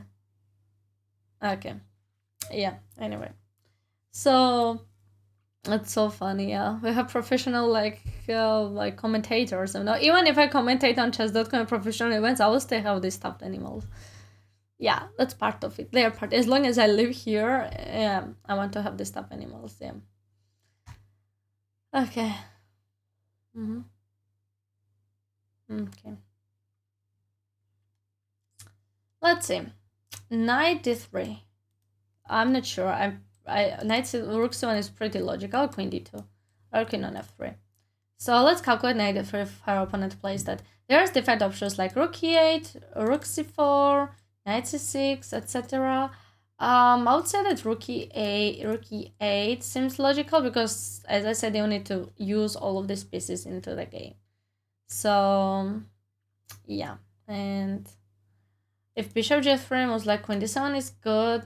But knight on e5, queen d7 is pretty not human way to play because knight on e5, queen d8, and if you want to make a draw, you can. But I don't think like as a rating advantage, I don't think Diana would like to make a draw here. So problem was like knight c4 is good to start attacking, and of course also guys remember when you like play a game, and of course sometimes you should not really risk and you should accept draw and make a draw. But when it's like equalish position and it's maybe slightly better for your opponent, you should not really accept draw. If you have higher rated, you should really play for the win. Of course, you should not really milk your position and try to win in a where you can't win. It's draw. But for example, here, like in this kind of situation, there can be like queen d7, like knight e5, queen d8 back. So I don't really recommend. So it also depends what you want from the game, but still, especially if there's like 300 rating difference. It's not only just rating, actually. You might play like higher rated player and you just want to simply continue playing for the win. So my suggestion is that play for the win. When you play for the win, you end up make draw if you want to make a draw. If you play for the draw, you most likely are going to lose a game because you are being really passive. Yeah, knight on f5 sounds pretty strange to me because knight c6 was doing really well here. And there was no problem of knight on e5 or rook c8. And now since knight on a5, they kind of gave advantage for white to remain this knight on the strong in the center. So yeah, rook c8, knight f3, rook e8, bishop g3. Yeah, it's not happening. Knight f3 has not played yet, but it seems interesting move here. Rook e8, bishop g3. And yeah, if you play similar rating, it's a equal endgame, they offer draw. Well, it's up to you. They can offer a draw, but you can still play for the win. Okay, as I said, her opponent played queen d3. Yeah, it's very logical when like you want to develop your piece on queen d3 and play rook d1. It's really logical because they already developed their knights and bishop. So white has to develop the pieces. That's how it works. Usually you don't make a lot of moves with one piece. It always depends, but that's the rule in chess. So yes, most times you try to play for the win. That's great idea. You need to play for the win, but it does not mean that you don't accept draw. It always depends on the situation, and the position also depends on how you play the tournament, your rating, your tournament like place. It really depends many things, but play for the win. When you play for the win, if you want to make a draw, many times it will become draw if you want. But of course you might lose a game as well, but still, this is the attitude. Yeah. Played a tournament in March was a rook end game with rook and F. What's F? G versus H and G play. Rook and F. What does rook and F mean? F pawn. And G pawn versus A. Wait, I don't get it. So you had rook, F pawn, and G pawn. Okay. And H pawn and G played on for a winner. He lost on time. Got it. I mean, it really depends. Well, from my experience, once it was absolutely draw, and I made a draw, but this guy was being really disrespectful because in this kind of situation, it's really obvious that you're gonna make a draw. Like 100% it's a draw. Like I had piece and king, like bishop and king, and my opponent had a king, bishop and knight. So in this kind of situation, unless you play bullet and there's no increment, you can't like lose a game, right? So it was really disrespectful, and this game changed everything on my tournament because this game ended late time, and then last game I had at 9 a.m. so I could not eat, I could not study for prepare for last game, and I lost. I could not sleep, so it was really brutal, and I hate this kind of things coming from FIDE Masters or any high rated player. It's not like you play Taito Tuesday or like Bullet Brawl or whatever. So it really depends on the situation. Sometimes you might play an end game where, or like any position where it seems like drawish or it's equal stuff. It really depends. But if you play this kind of drawish, which is 100% draw, it's just being really disrespectful. So two bishops versus knight. I had bishop and my opponent had bishop and knight. So how you're gonna lose this game? It's just, I don't know. It might happen, but I mean, very rarely. But I would never play this. Like, I would not waste my beautiful time in this kind of endgame where anyone will make draw with you. So, yeah, I mean, yeah, so, I don't know. It's just a bit strange, so very disrespectful. So, kids offer draws and losing all that. Oh, that's different. Yeah, I mean, it's funny, yeah. Actually, not only kids. I was playing last time against International Master 2400 rated International Master, and my opponent offered a draw when I was absolutely winning. So because he thought that I would accept because of his rating, but I declined. Then it still turned out draw because I had really low time and I made it draw. But it was a bit sad. But I mean, it's not only just kids, you know. Okay, knight c4. As I checked before, yeah, Diana playing knight c4. It's really good. This was like. This was the main point for Diana, but and probably to trade with this way, like knight c4, rook c4, and use rook as an attack, rook c1 and bishop f6. But after bishop b5, I don't know what Diana has here, you know. Trade, and he's gonna take with rook, queen b6, and rook d1. It's really interesting continuation, but I feel like it's still equal here, so that's why I prefer her to trade knight on e5 instead of trading on c4, because now rook will be forced to take, you know, and after knight on e5, rook will not be forced. Or even after rook c8, knight c6, like here. For example, like even rook c8 here, knight c6, it will be still better after rook c6, because this rook is really well protected. It won't be like pushed with b pawn, and that's why. But we will see how it will go, but it's still a good idea for Diana to continue like this. As usual in this kind of positions, white has better like continuation here, so I guess they have nothing to lose. I saw Grandmaster offer druid mate into position. Oh my gosh. Actually, it happened to me, like I offered a draw in the position where I was losing -2. And they accepted, but it was not that big difference. I think 100 points differs or something, 200, 100, I'm not sure, but it wasn't like checkmate into, because I really did not see if they were really winning. But yeah, it's really good try. What you lose, like, it's absolutely great, and I absolutely agree with that. I mean, why not? They might not see that, they might be really stressed, so why not? It's better to make a draw than lose a game. Yeah, it happened to me. That's how I made once a draw. I offered the draw in, yeah. And it's actually happened. I offered a draw in, like when I had wars, and they accepted. And actually, because it happened to me many times. Sometimes it happened that I made a draw and they offered, or even I offered in winning or even drawish like even like better positions in against higher rated players, because you're scared, you feel like you're not gonna win this game, and you don't want to lose draw. Like if you don't win, you don't want to lose, right? But it's really bad attitude actually, because you might win a huge chance of winning against high rated player if you're like this. So nowadays I don't accept. So unless it becomes a draw. Of course, it depends on the situation. You might have slightly better position, but still accept a draw. But if you see that it seems like you have big advantage, you need to play. So yeah, offer drawing better positions is not a bad idea. I had done this, but sometimes I had done is winning positions. You know, I don't say slightly better or something, or you don't feel well, or etc. There might be many reasons, but when you on purposely offer draw, when you have way better position or winning position because you are scared of playing, it's really bad attitude. Because if you want to achieve a lot in chess, like higher rated players, you need to beat this kind of people, right? You're not gonna get norms of just simply beating way lower rated players. So that's what I was meaning. Even if Rd2 not accept draw, it is also strategic to cause your opponent to lose sleep for next game, unfortunately. Oh my gosh. I mean, well, it's the thing that I prefer it's like this, you know. So last year I declined draw versus 250 points higher rated in classical after 9 moves. We lost the game though. It depends. That's what I mean. It depends, guys.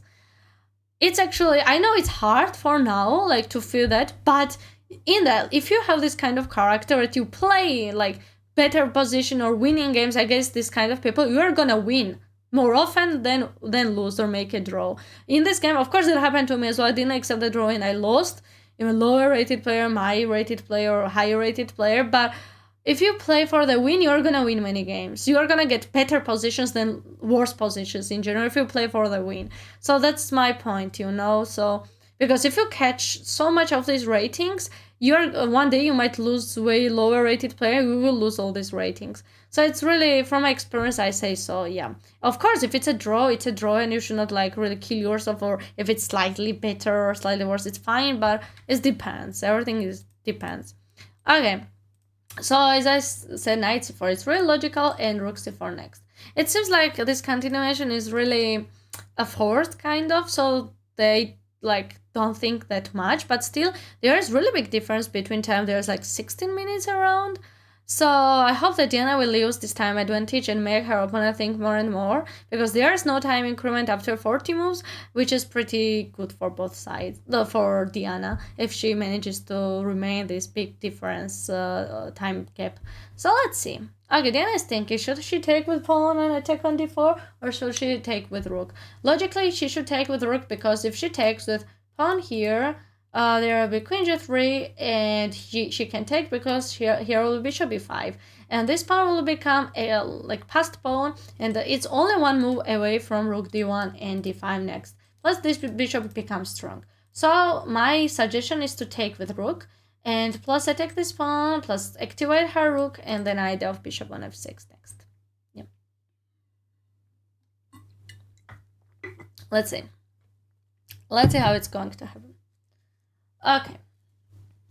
So seems really logical, but Diana is taking her time. She has big time advantage, so I'm sure that she should take her time and no rush, as like it's this kind of positions are kind of tricky and kind of critical, so you should not really you should not really spend less time, as long as it will be balanced. Let's see, black to move. Okay. Oh, Diana took with the pawn. Oh my goodness. Okay, wow. Probably she's going for kind of wow. Wow, interesting. She's going for it. Yeah, she's confusing her opponent. Probably she wants to become really active here. So let's see. I hope it's gonna work. Sometimes this kind of moves really is working. Because your opponent might get like nervous when you're making this kind of moves, like pretty like active moves. So let's hope for that. Otherwise, like moves like queen g3 or queen e3 is better for white, or even queen e4. But we will see. White made quite many mistakes during this game, not big mistakes, but some mistakes. So it might be like possible that white is gonna make another mistake as well. I started dominance but sacrifice the queen. You can't just sacrifice the queen, don't do that. I can see the idea with connected pawns on the queen side, but as you explained it, there might be consequences. Exactly, so if there was like queen d7 and rook d8 already, or bishop on f6, d takes c4 would be much better, but Diana has to develop all of these pieces. And this bishop is strong because it's gonna protect, and there's one move away from rook on a d1.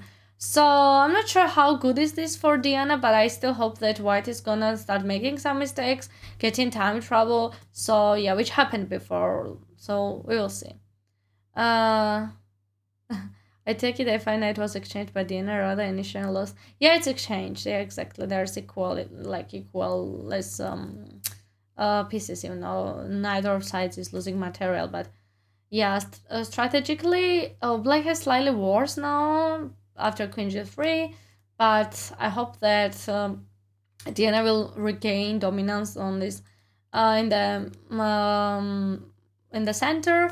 So we'll find out. Yeah, bishop c5 would work. Now it's white to move. If it was black to move, we'll just simply take the queen on d3. Let's see. So let's see. Let me drink water.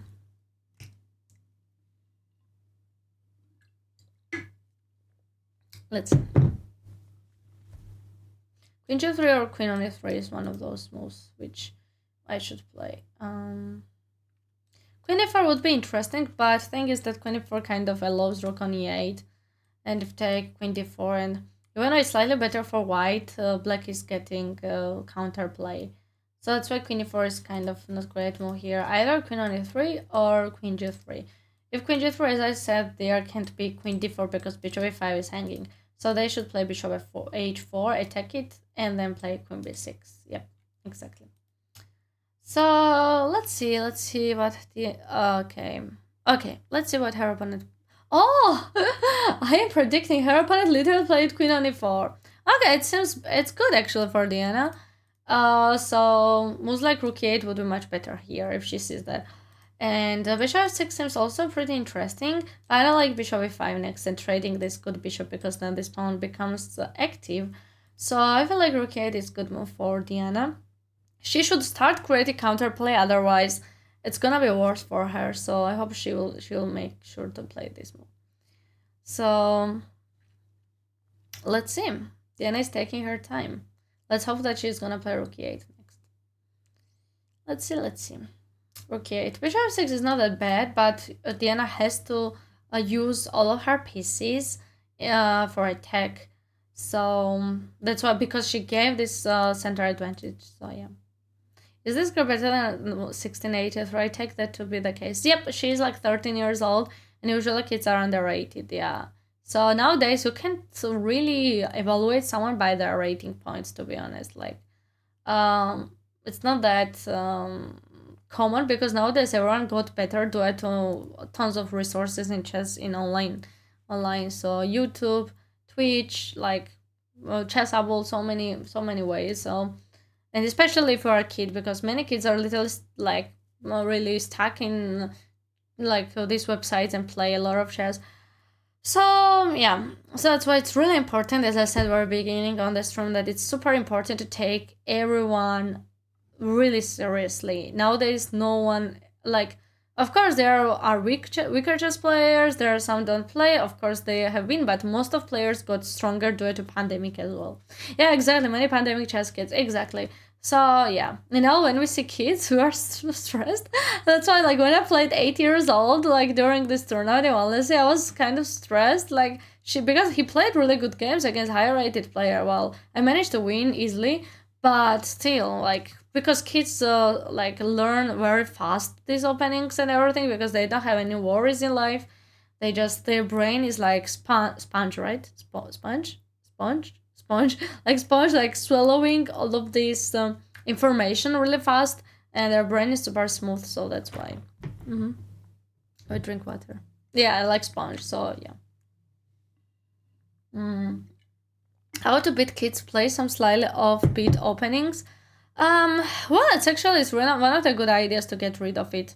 Like when you're, but well, if you watch like so many top chess players, sometimes they play like so many strange openings, like and the people like these kids are so many times on YouTube and Twitch, so they kind of know like this kind of openings as well.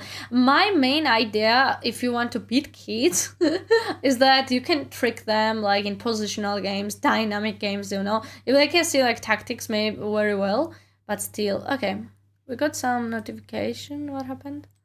Okay, I only hear the sound, but I don't hear anything else. So okay, all right. So. Right. Oh, Nicola, thank you so much for 1,000 bits. Thank you so much.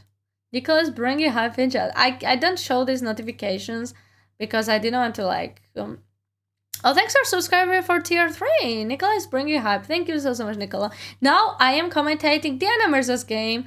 Diana is playing round 2 in Irish Women's Chess Championship, and she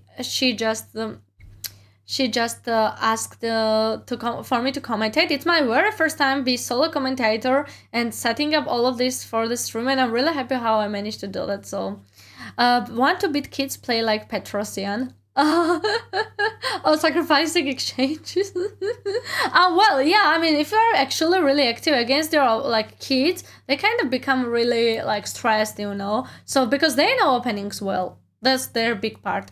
They know how to checkmate, how to find like really regular tactics. But they don't know some like positional games. They don't know how to continue like this. So that's why it's like, if you treat it with this way, you can beat them. And not only kids, but usually it's about kids, So yeah, it's not only about kids. Actually, there are so many players like this who are like higher rated player and happened to me. Like it's pretty common, yeah.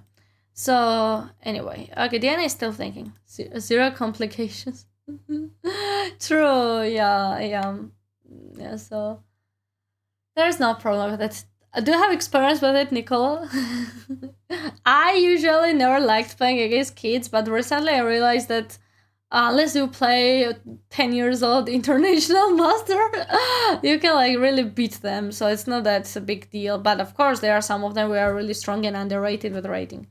Win kids to the end game. That's really, really common in chess, especially if you play lower rated player, especially if you play like kids or etc. to beat them in the end game, or like beginner chess players or lower rated players. Like they usually avoid of trading pieces so much. So, and since they avoided it, if you trade, you might beat them very often in end games. Like, that's why my former coach used to say, don't avoid to trading queens. It depends on the situation, absolutely. But many times I avoid it when you can literally trade queens, some positions, and beat them easily. My first couple of overboard tournaments were all against under 12s. Oh my goodness. Well, Well, it's a bit complicated, especially if you play like Indian under 12 years old. I mean, I can totally feel that. I got really lucky when I was playing in Figueira da Foz in Portugal tournament, where like my opponents, like few opponents were Indian kids. I was like so scared. Like they had 1,600, 1,700, and you know you don't want to really lose. And thankfully I managed to beat, but but it's like it's really stressful actually. Yeah, kids equals prodigies. Not all the kids, but if they take care of kids really well, exactly. Parents were interesting too. What does that even mean? Interesting. That sounds really interesting. Mm. Actually, gotta be careful. Like many times, like I've seen that some parents don't want to play their kid, make their kids play fairly. They should be really scared of some stuff, but because sometimes like this cheating anti-cheating system is not that good. But anyway, yeah. So interesting parents. Okay. Let's see what Diana is going to play. I hope she will play Rookie 8. Bet the kid in chess and get yourself a boxing match with the father. I'm sure I would lose there. I mean, very, very badly. So, when kids are pupils, it's also stressful watching them playing. What's the reason? Yeah, when I played this, like the youngest chess player I played was like 8 years old. Like in general, so it's okay. I will explain. Oh, Diana played bishop f6. Well, it's not a bad move as I mentioned before, because she wants to attack d4. But after bishop f5, I'm afraid that Diana will be forced to trade. Otherwise, if she does not trade on e5, she will have to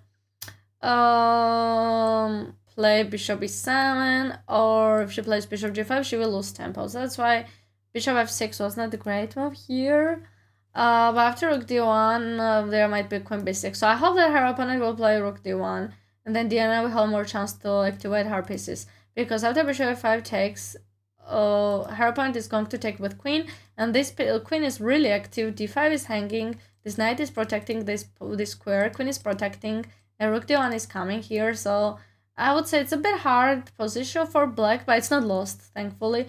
But it's a bit hard, so that's why I prefer if she would play rook e8, but of course she can't listen to me. And yeah, so she does not have as many possibilities as we have now to analyze her game, so it's understandable that as a human being, you might not see some things which you can see after you analyze the game. Well, parents do not play chess. Okay, let me promote it. Parents do not play chess, but can exactly tell how their child is doing. Yeah, it's really easy for parents to analyze their games with their phone. Yeah.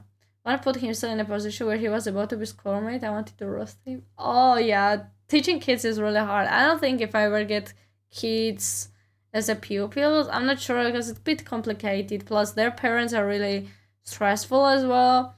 So, yeah, my solution is the parents' problem was to praise their child. Yep, very true. Another problem with parents is that even now, like, am I grown? Still, like, when you're, like, parents or anyone watching who does not know chess as much, and it's not that competent. Is it correct move? They just watch so much like with this engine moves, and it's very stressful because you don't have engine next to you to tell you which move is good. So that's why like I don't like too many unsolicited advices. And Diana's opponent just made a mistake. d5. I saw that her opponent would make a mistake, and I'm really happy with it because now Diana can take on c3 and take either with bishop or queen on d5, and Diana will have extra pawn. Well, it's not win yet, but having extra pawn in this situation, even though there's different colored bishops, it's very good for Diana coming from the position where she was before. So I'm sure she will find bishop c3 and bishop or queen d5. And yeah, see, as I said that this girl was making some of these mistakes in the opening, that I'm sure that she would make this kind of mistake. So I'm pretty happy with it, that her opponent played d5. So let's see how it's gonna continue. Let's see here if she's gonna play bishop on c3, but it seems only move like bishop d7 will just simply give away this d6 square, and it will become worse for Diana. So yeah, d5 was the worst move here. So thankfully her opponent made this, and Diana should use her chance to take on c3. Yeah, let's hope the best, guys. Bishop c3 is all move here. Let's see. Probably her opponent might want to make a draw, or maybe she did not see this, did not calculate well, but I mean, white is not losing anything of making a draw, and maybe she's thinking that with like different color bishop, even though Diana will win pawn, it might be draw, but I feel like she's gonna do more and more mistakes, so that's why bishop c3 and bishop d5 is the only way to play for the win for black. Hello, Mikhail. Hello. So let's see, guys. Let's see. I think I will need to fill up my water very soon because I'm using so much water during commentating. I'm really curious. I need to watch like the whole like live stream of commentators if they use like a lot of water. But I think it's really common because you speak so much, you need it. Parents are usually the problem, not the kids. Have the with hockey practice and parents on the dance club have the parent band on the canteen. I see. I agree with that. Bishop c3, f3 is... Oh, so you think that after bishop c3 they can take it? They're just bishop e1, and after e7 they are just bishop f2 and queen b6. Yeah, maybe that's what Diana is calculating. Yeah, it's really good way to see. Yeah, but only way is to play bishop f2. If she does not take and play king on f1, queen d4, and that's absolutely winning for Diana. Yeah, that's really good notice, actually. That's probably what Diana is calculating. So, yeah. Because if it takes bishop e1 and if e7, if you don't take on f2, it's lost for black. So yeah. If you don't take on bishop on f2, if you play any other moves, they're just gonna take this. Good morning, Sel. Good morning. Well, for Diana seems like she has better position after bishop c3, but I think she's calculating the variation what was just mentioned. Take on c3, take on e6, and bishop e1. I think that's what she is calculating. And if e7, bishop f2. Maybe that's what white went. Probably white went for this variation, but she missed bishop f2. And yeah. White, as I said, white does not need to take on f2. They can play king on f1. But there is queen d4 or queen b6, probably, and take. Okay, take and take. And see, now Diana has a pair. Diana has two pieces, 2 pawns, extra 2 pawns. So that's why. That's the whole reason. So yeah, that's why probably what Diana is calculating here. So let's see. Okay, d5. Let's go. I hope that Diana will calculate all of this because that's the only way for her to play for the win. Otherwise, bishop d7 becomes weak to d6, and pressure on like center after rook d1, knight d5, it's getting really worse. Like if takes like queen b6, for example, there's like queen on f3 or something.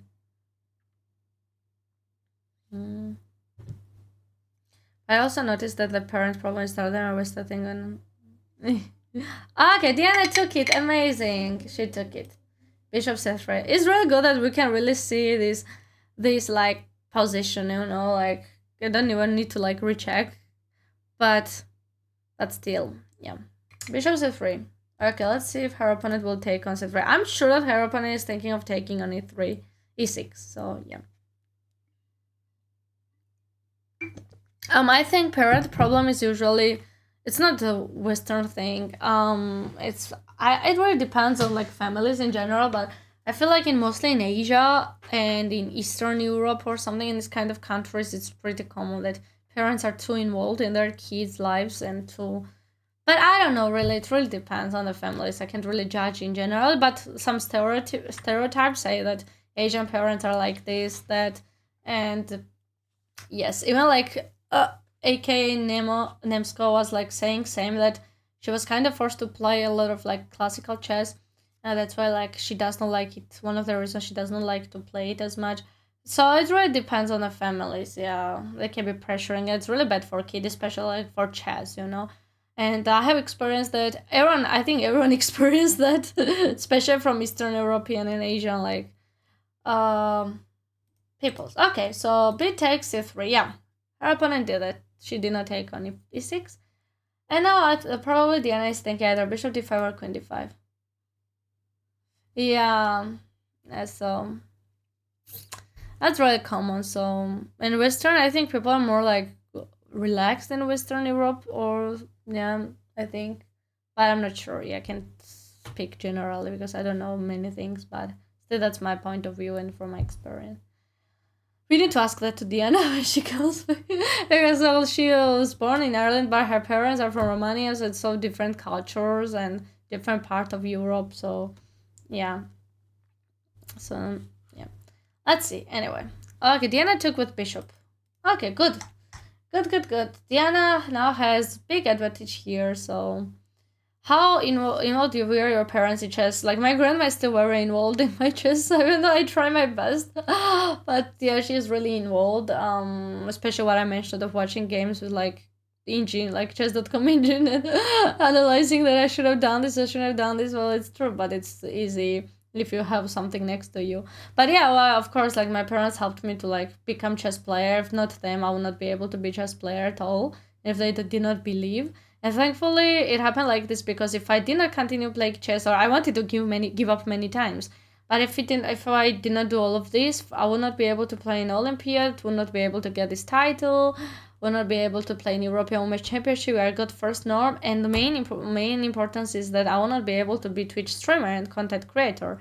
Maybe in the future, maybe if I would see that there will be tons of streamers, but when I started at very beginning, when Twitch was really new for chess, that was the best decision. And if I did not have coach at the time who kind of pushed me a lot to start less streaming, so it's everything was like connected. So I would say that thanks to them.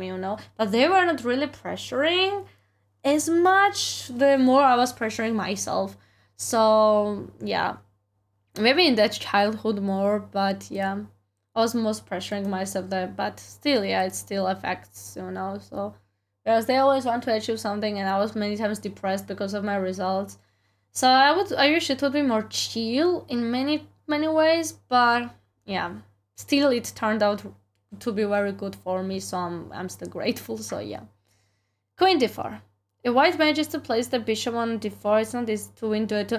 Yeah, exactly, that's the thing. Now I feel like white is happy, even though they like lost pawn. There's different colored bishops, and it's chance that they were gonna make a draw. But as I said, first of all, there are so many pieces, queens, two rooks, so it's not that easy to make a draw. And secondly, if we watch how many mistakes white has made, I think that if Diana will keep pushing and pushing, she's gonna make more mistakes. Like for example, Diana made mistake when she took took piece with pawn on d5 from d5, and now she gave big advantage for her opponent, but her opponent did not manage to do this because Diana became more like active, doing this counterplay. So that's the reason, like that I feel like her opponent is gonna make more mistakes, but we don't know yet. But still, this is the best chance for Diana to win than like previous position where like her opponent had pawn on d4. So we will find out. Yeah. So now moves like queen on a5, or maybe not queen on a5, but moves like a6 or bishop c6 or h6 would be good for Diana. a6 probably not to lose the pawn on a7. If rook d1, bishop c6. Well, queen c4 is not that good because there's queen on a4. Well, let's see. It's not easy decision for Diana to make. Like if bishop e6, queen on a7 might be hanging, and it's better for her opponent. So I think a6 is logical. If bishop c6, queen on a7, like queen d3, maybe Diana has to give back the pawn, so it will become equal. But this bishop is kind of strong, so I feel like Diana has some chances to get better advantage here. So okay. We will find out. We will see how it's gonna happen. Let's see. We support Diana so much. I believe that she's gonna find a way to win this game. And same time, her opponent thinks a lot. But still, now this time gap has decreased a lot. It's only 5 minutes. So let's see. Let's see. Let's see how it's gonna happen. So even if it's a draw, even though her opponent is pretty much lower rated player, I don't think it will be big issue because Diana will have more rounds to come. And well, as I said, if there is no other other results, draw is not bad. You can't really milk positions all the time. Yeah, I don't know what does that that name is, and her opponent is woman. So yeah. Yeah, so it's like bishop c6 is the best move here. After a6 might be moves like rook d1. And they still have to play bishop c6, so let's see. Good morning. Good morning. We'll find out very soon how it's gonna continue. And game is going pretty fast. Even though it's long time control, so let's see. Yeah. Let's see how it's gonna continue next. Let's see.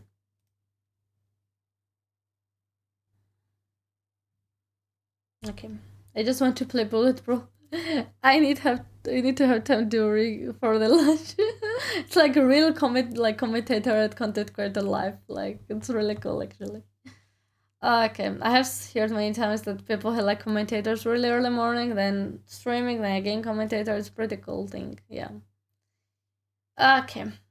First and the most important is Diana to play very well and win the game. Okay. Okay, maybe I can change this text. Okay, maybe like this. It's much better. Okay, let's go. And text as well. Let's go. Okay, I think it's better like this. It's kind of equal. To see how many pieces are here traded. Alright, let's see what Diana is gonna play. She's thinking so much. Well, it's all another important like situation, important position to like calculate which one is good for the white, for black. So let's see. Seems like bishop c6 only way to give back the pawn and gain advantage on king side. Let's see if Diana is gonna do that. It's not a bad idea actually to play bishop c6. If she tries trade, then that's good. And if she takes, oh well, actually queen c4 is not hanging here. Here's bishop g2. But if queen on a7, which is all move here, moves like rook on a8 or queen d3, attacking pawn. I do queen g6, attacking this pawn again.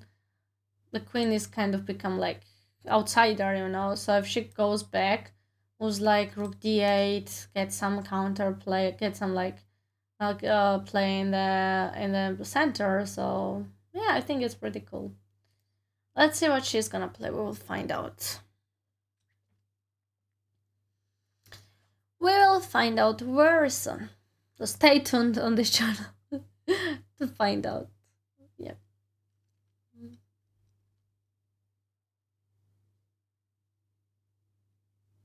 Let's see.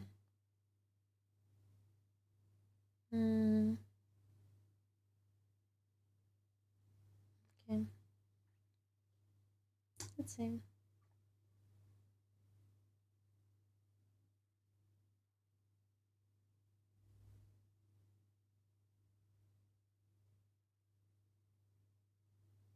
Let's see. Let's see how it's gonna happen. Like any followers, welcome.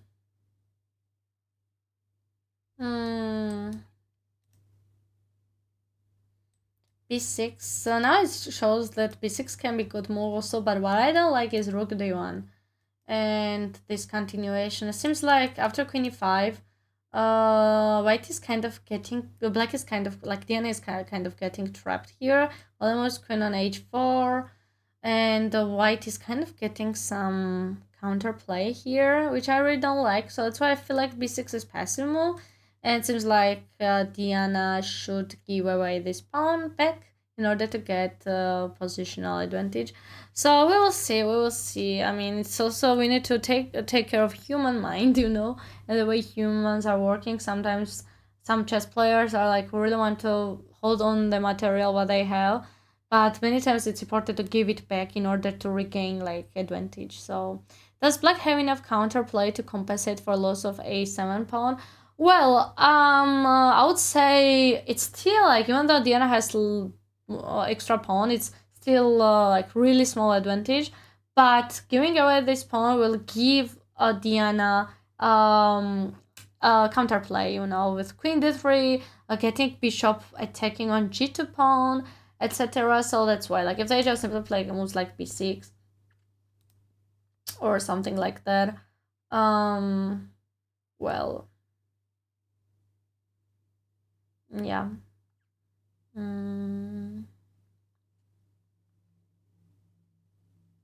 Yes, b6, just rook d1, bishop a6, and queen e5. It's getting better for white. So that's why I feel like it's better to giving back this pawn. So yeah, I agree with that. She should give back and play bishop c6. But we will find out. Let's see. If there was no possibility of rook d1 directly, and there was like bishop c1 instead of rook, like there was bishop there, it would be nice to play a6 and then play bishop c6. So yeah. Yeah, exactly. So if she lets like having only extra pawn, like Diana is just gonna lose this half or open line, so which will be better for her opponent.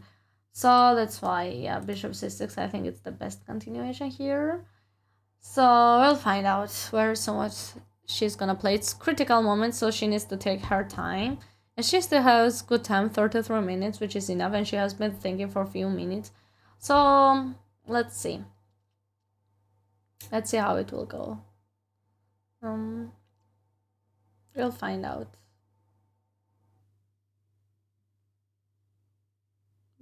I think bishop c6 is the best continuation here. What do you guys think? Do you agree with me or do you disagree? You can feel free to tell me what you're thinking.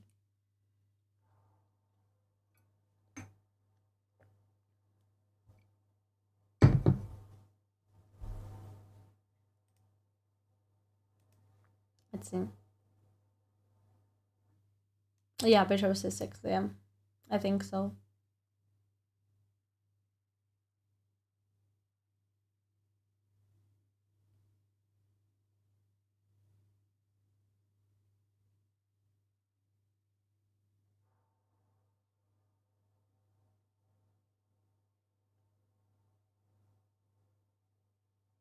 Let's see, let's see. Okay, as I said, Diana played bishop c6. Let's go.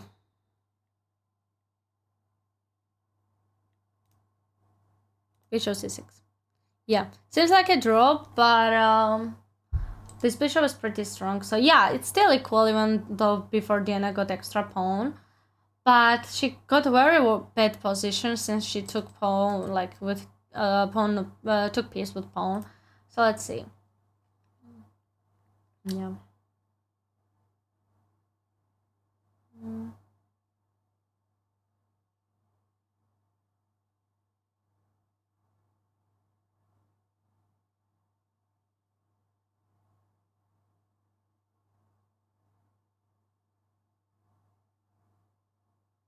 Let's see what her opponent is gonna play. I hope she will blunder queen on c4, but it seems pretty obvious after bishop g2. So yeah, the rook queen on a7 is only move. Then it's rook d1 or bishop d6. But if rook d1, for example, Diana can just play either queen on a5 or just simply trade it and take with rook, and then maybe play rook d8. But still, her opponent can simply take back this pawn. I'm really curious what they are looking at. This like outside of the camera. Maybe there are some chess players. They are walking or arbiters picking something, or I don't know, walking. If white wants a draw, just change queens and plays bishop on d5. You mean on d4? Might be, yeah, but I would say that if you ask Carlsen, like, he would play till the end and he would win this game with black. So trading queens is not best idea. I think it's better to take on a7, just simply take the pawn, and then she can play bishop e3 or bishop d4. So yeah, let's see what her opponent's gonna play here, or just simply wait. I hope that her opponent will make a lot of mistakes here and play queen c4, rook d1 at least. So again, a7 seems pretty obvious, but after queen d3, her opponent is getting good position. Let's see. I drink water.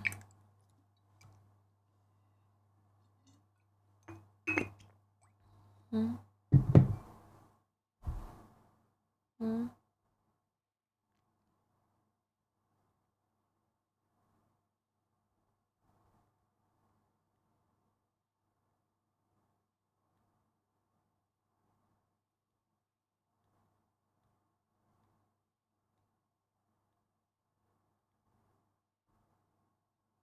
Hmm.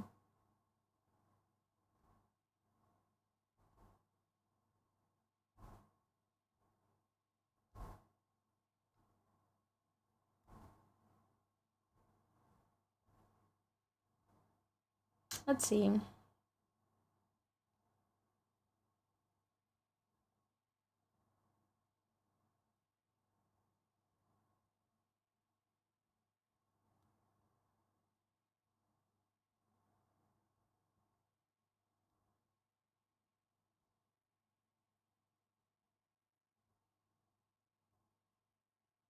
Queen on a7 is almost, yeah.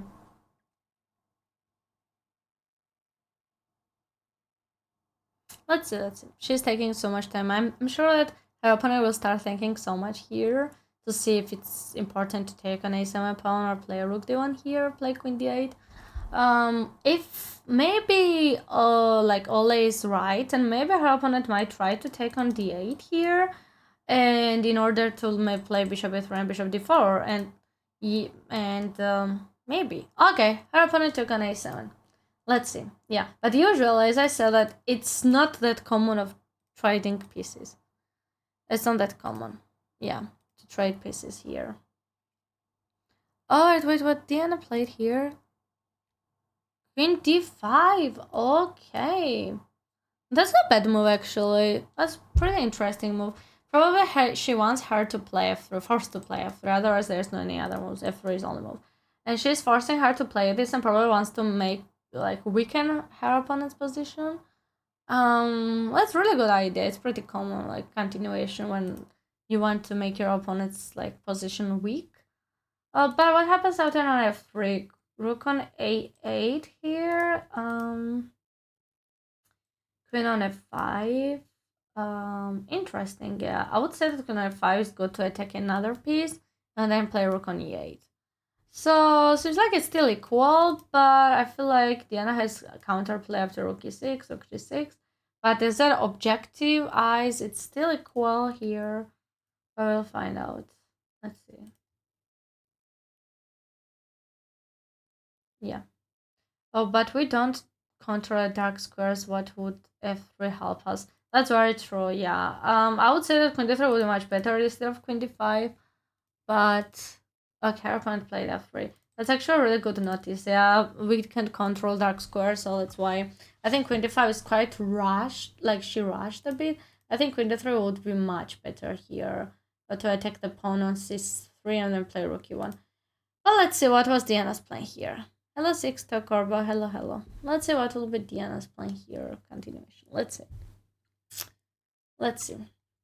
Well, I'm sure her opponent is kind of happy. Just look like how her opponent was really stressed. If you look at the camera, now she got up, like stood up, went somewhere. So if we look in this kind of body language, I say that her opponent is kind of confident now that she's gonna make a draw. It's pretty obvious. So let's see.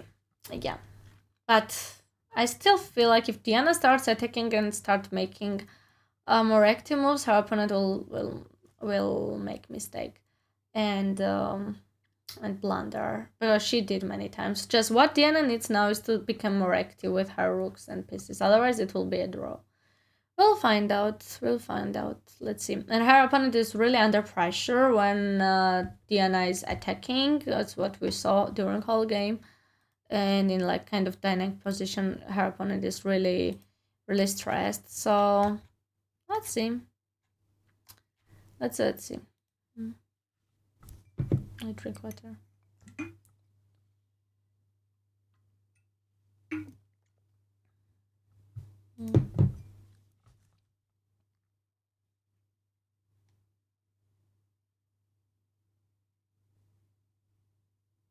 Let's see.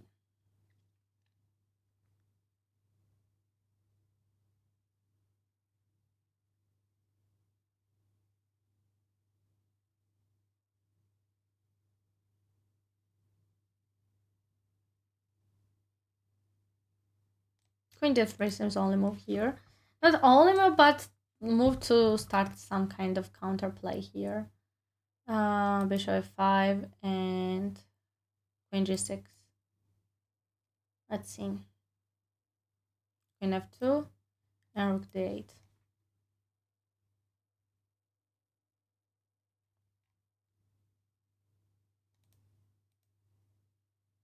Queen f5, bishop f5.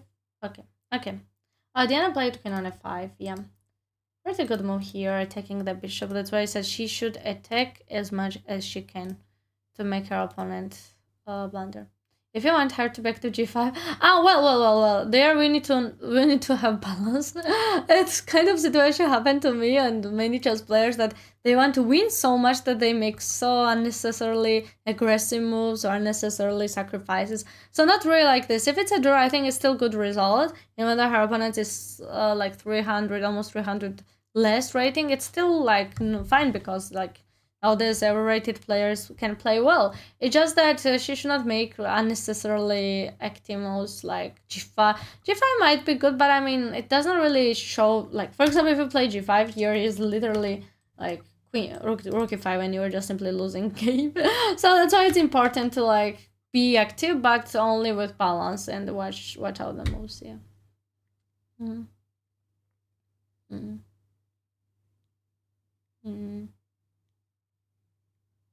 Mm. Let's see.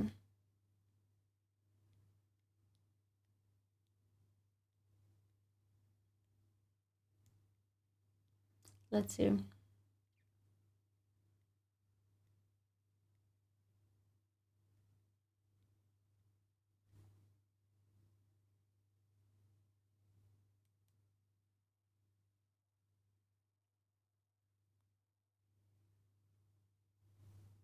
Rook e8. Let's see. Let's see. Yeah, queen on f5. Yeah, and still like result making a draw with black. It's like okay, no, I don't say with color. It's just in this kind of situation how it turned out. It will be still good, but I still believe in Diana that her opponent is gonna make some mistakes because still there's queen, there's bishop, there's two rooks. And there's some weakness on king side. So I still believe that there are some chances, even slight chance to like for black to win a game, Diana to win a game. And also like for us it's really easy to judge, but when you look over the board, sometimes you just can get some hallucinations and think that you are winning this game or you just have worse position or etc. And in reality it's equal. So it happens. We don't know what's going on like on their mind, especially her opponent's mind. So let's wait for that and let's hope that Diana will get big advantage here. Let's see first what her opponent is gonna play. So only better move is to play bishop e5 to get activity. If she plays bishop e3, rook d1 would be much better. Rook d8 will be better move, and bishop d4. I like probably maybe rook d6 or maybe h6 next. Let's see. Yeah, exactly. Okay, so what happened here? Okay, queen on f5 and queen on f5 and bishop g3. Let's go. Bishop g3. Let's see. If you want to win in seat like this, have patience. Exactly. Ah, told you, bishop g3. Now Diana has better position after rook d8. I said what I said. I need to become prophet for after rook d8. It just Diana is getting this file. It's not winning. It's not big advantage. It's just slightly better for Diana right now because rook d3 is hanging. If bishop on f2 moves like rook d3, queen g6, h6, etc. So let's see. If rook d3, rook d1, rook d3 next. Yeah. I saw the same move. Bishop g3 is my move if I reach this position. I know, it's pretty obvious. Like, bishop e5 would be way better here in order to gain control. But anyway, yeah. Bishop g3, rook d8. Yeah, let's see.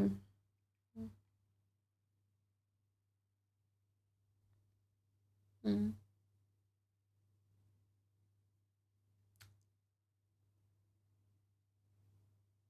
I saw the same move. Bishop g3 is my... Yeah, okay. This would be a bad result if she draws because the winner of the tournament gets auto qualification for next. Oh wait. This would be a bad result if she draws because the winner of the tournament. Ah, you mean next year? Like sorry, in 2 years? Ah, I didn't know that. But she's playing in this year, right? Oh, I see. Wait, why it would be bad if she made a draw? How many rounds are left? Why it would be bad? Like, I don't get it. What kind of system is that actually? I really didn't know all of this. Um, But I feel like they don't have as much high-rated chess players. I think like Diana still won't be in the team. Let me see. I'm not really sure how it's working actually. I don't want to make some mistakes. So let me see. Okay, here we go. Okay, let's see. Diana is like, okay, let me see. Diana is literally like, wait, hold on. She's little second with like rating. So if she like, if she won't be chosen for like team, who will be chosen as for the team? That's pretty strange. You know what I mean? Okay, so yeah, Diana played which move? Hold on. Okay, Queen Bishop G5, Rook C D8. Okay, so she played Bishop G3, Rook C D8. Okay, let's go. Okay. Hello, Robert Gatos. Hello, hello. Because it's 5 rounds of winning the game gives her 2 wins. Tournament favorite last night. Uh I see, I got it. Yeah, I got it. So if she wins, it's much better. Yeah, I got it, yeah. I still like there are so many other but still, yeah. Got it, but it doesn't, yeah, got it. But I mean, how they choose like players for the team, like there are so many like lower rated player than Diana. It's not is usually chosen by ratings. Usually in my country it's first by rating, then like if they are active, of course it depends if they're active and stuff, but if they're a really high rated player and if they're active chess player, etc., I mean they choose. Yeah, that's what I mean. I mean she has pretty high rating, like she was second in this tournament, so I'm not sure if there's any other people who don't play in this tournament, but I think that this like team does not have that high rated chess players, so and titled players, especially active titled players, so I don't think so it will be a big problem for her. I'm not sure how it's working, but usually it's system like this, so okay. Rook c8. Think that rook f8 is much better here because this rook should be in the play. So let's see.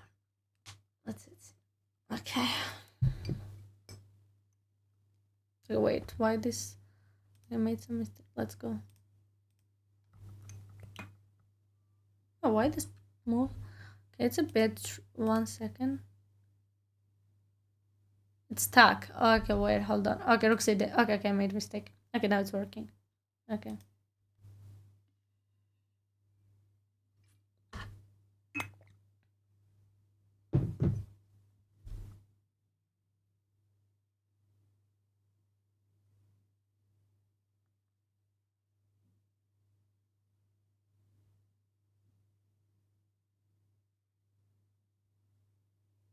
Let's see.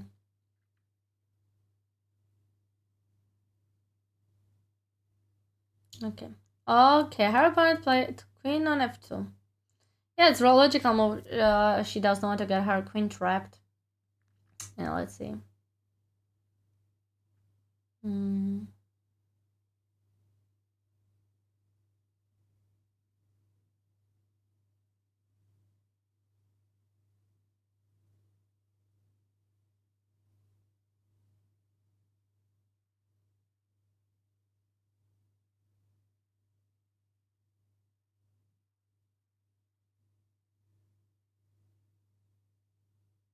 Yes, by rating, but if she wins tournament, they are too high rated. I see. Got it now. Yeah, got it. It's much better if she wins the tournament. Absolutely, I agree. Yeah, got it. Thanks for explaining. Okay, let's see. That's it. So let's support Dana. Absolutely support her. I wish her to win this tournament. Why it's only one like first place? It's quite bad. It's only for first place, you know. So yeah, at least there should be 2 places, no, or 3, usually. Yeah. Okay. So f6 seems like good move. Not to let rook on e5 and bishop e5. So let's see what she's going to play. Rook e3 is also a really good move here. In queen g6. Yep. Let's go.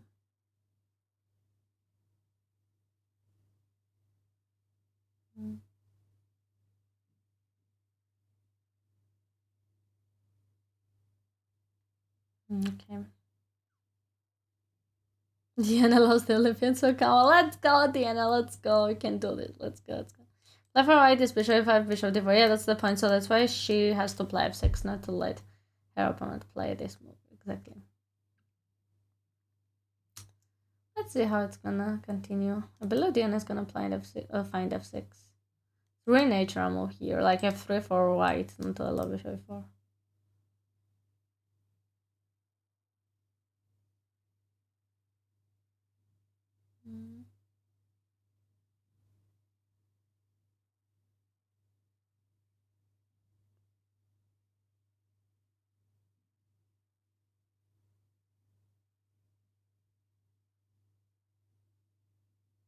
Hello, Mossad. I'm doing good. How are you doing?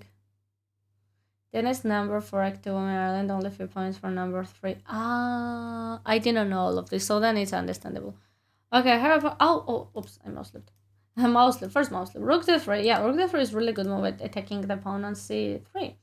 But bishop f5 still, she's giving still bishop f5, so hopefully her opponent does not see that, but her opponent's only idea is to play this, which is actually really good for white. So, let's see, rook e5 is not a big deal, because there is queen g6. Let's see.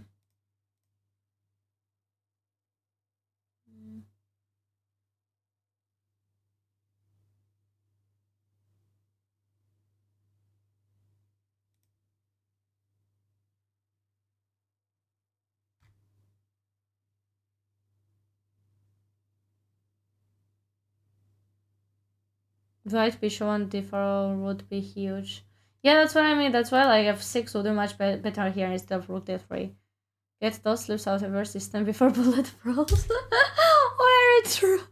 I hope. It's better to mouse slip here than interrupt anyone. But mouse slip, very true, yeah. Okay. Let's see. Okay, rook d3.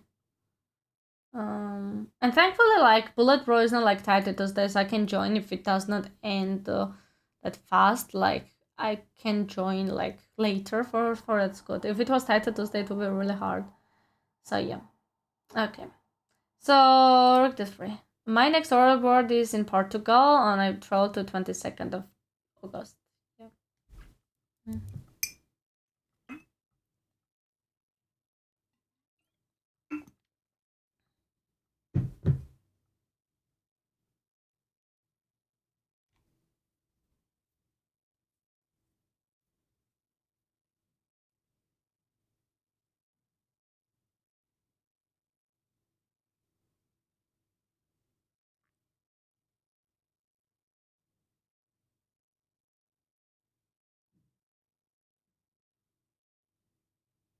If white manages bishop d5, bishop f4, white rook is sort of pacified. True. Yeah, but white can do that. I can play chess in Portuguese. Portuguese. Xadrez. Yeah, okay, I know some words. I love Portugal. I've been last year, first time, and in two cities, and now got to another city. Yeah, let's go. Let's see.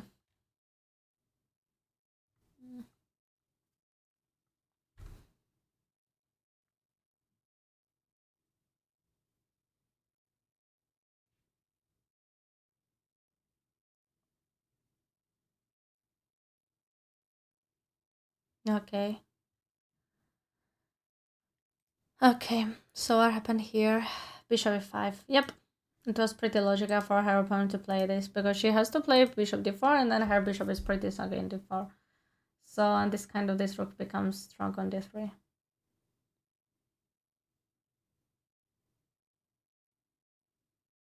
This is 90 plus 90 plus 30-second increment. Yeah. No, unfortunately Gilbert can't, but I'm going to stream during tournament. Yeah, that's why I'm playing in this tournament. Let's see.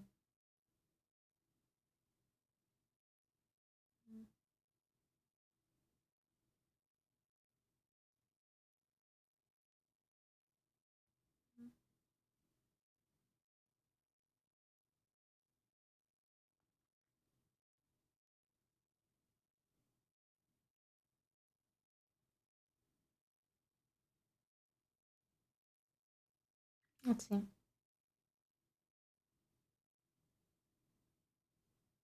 Like it's not proving that well, she had quite good advantage. She made some mistakes, and her opponent made a lot of mistakes, but now it seems like equal. So let's hope that it will end up differently and it won't be a draw. So yeah, but seems like white continued to play well after queen on f2 or bishop f5, which were only moves. So let's see. Maybe if they have, but white like Diana should not go too much complications, Other it might result of like bad results. So yeah, I don't think he's trusted with computer access. Yeah.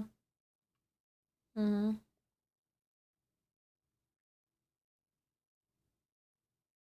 Mm. Let's see. I hope. Well, only moves for Dana to play queen g6 or push rook d8. Let's see.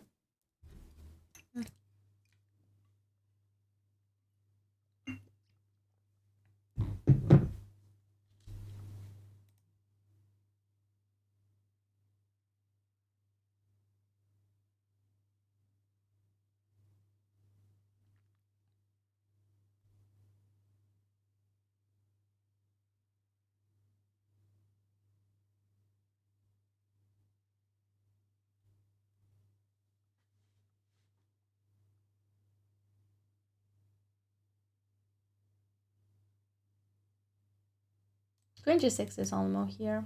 Yeah, to start some counterplay maybe after f6 or h5, but I'm not sure actually.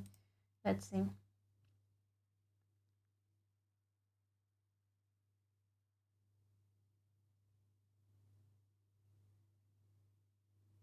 Decline. What should I decline?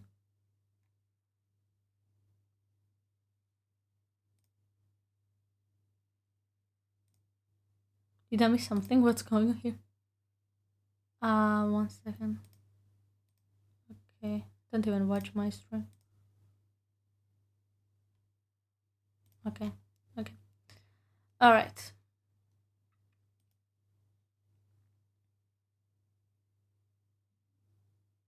Okay.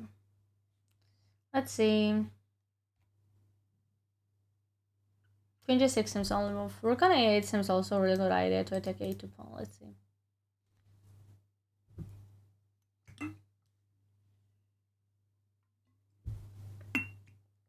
Let's see. Is it a joke or is it real? I don't know what can I expect.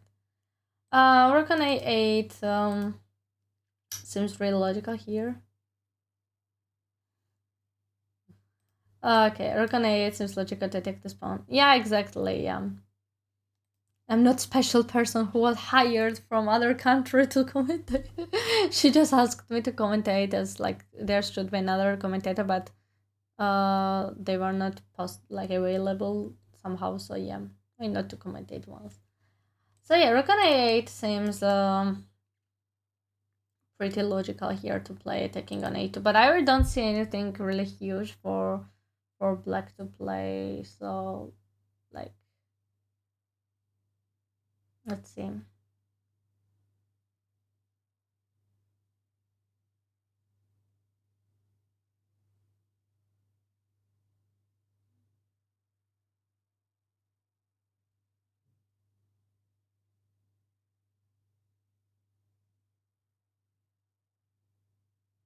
Yeah, rook on a8 only move. Not only there are many options, but something to start on a2. But I would say it's a bit hard for Diana to get some counterplay here. Don't see anything clear what can give her advantage here. Unless her opponent makes a mistake. But I hope that time trouble, I hope her opponent will get into time trouble and blunder something, which she did a few times. So, but well, anyone can make any mistakes, So let's see, let's hope our best. So, yeah, okay. Mm, mm, okay.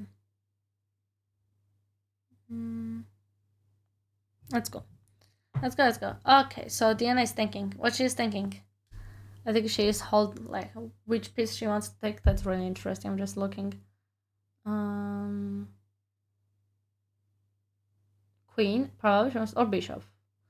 Yeah, I like I remember times when I used to play chess games, and either I used to be like always taking, or like when I wanted my opponent to make a mistake, and they were taking hand for this like move which I wanted them to make. And it was the best feeling if they were making this one. But if they're holding this hand back and making another move, I was so angry. How about something like rook d8 and try to give away exchange? Actually, this was like what was said in the chat, actually. Maybe it will be a really good idea here to do so. But we'll see. Okay, Diana played queen g5. Yep. She wants to attack on f3. Something like this. Actually, it's a good idea because all the moves seems like to play h4 or king on h2. And after king on h2, maybe Diana wants to sacrifice something and play rook d2. Very true. Diana has to do something here. Otherwise, she just gonna make a draw. So, and I think that I strongly believe that her opponent is gonna make a mistake here. So let's give it a try, and let's give a big hopes of that Diana will use this attacking chances and her opponent will gonna make mistake. From my experience, what's happening is that many times like lower rated than you, even sometimes you're rated, even a bit higher rated player, but usually it's like this. Like when I play lower rated player than me, 200 something, many times they play very well, steadily well during the game, but then they make some like one really bad mistake, a really serious mistake, or they just get out of patience, etc. So it might be a reason here also, which I really hope will happen. So let's give it a try. Plus, she's playing a kind of kid, like 13 years old, so maybe she will be like that. We never know. So that's why like moves like queen g5, attacking like f3, etc. It's pretty good. So I agree. You have a good experience at chess. Thank you. Thank you, thank you. I do my best to use my experiences, though it's by my personal, of course, it's subjective. But it's not only me, there are many chess players who experience that. Also, what was said to me from coaches or many like experienced chess players or etc. So yeah, so that's why I think that if there are some chances, just the main importance is that her not to lose a lot of time and make sure her opponent will lose the time. But of course, it's not dependent only on her, but moves like queen g5, moves like next bishop f3, rook d2 will kind of make her opponent out of track. So let's see. Let's see. Okay. Her opponent is already want to make with king. That's logical. So if she plays king on h2, there's... Okay. Yeah. King on h1. Her opponent played this. That's a very logical move. Of course, you want to avoid f3 pawn to be lost. So moves like rook d8 and rook d2 will be good here. It's still like very small chance for Diana to get big advantage, but I still feel like if she continues rook d8, and yeah, there will be some tactical ideas maybe. How does a FIDE rating compare to chess.com rapid rating? You think, it really depends. It's no correlation between chess.com rating and well, can you follow chess.com rating and FIDE rating actually? Because well, if you play a lot of rapid games every day or very frequently in a week, you will have higher rating, of course, compared to like over the board tournament, because you can't play as much over the board chess games, you know. So that's the problem. So that's why. Yeah. Yes.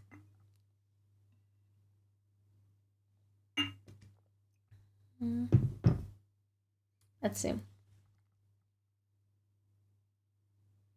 Mm-hmm. Mm-hmm.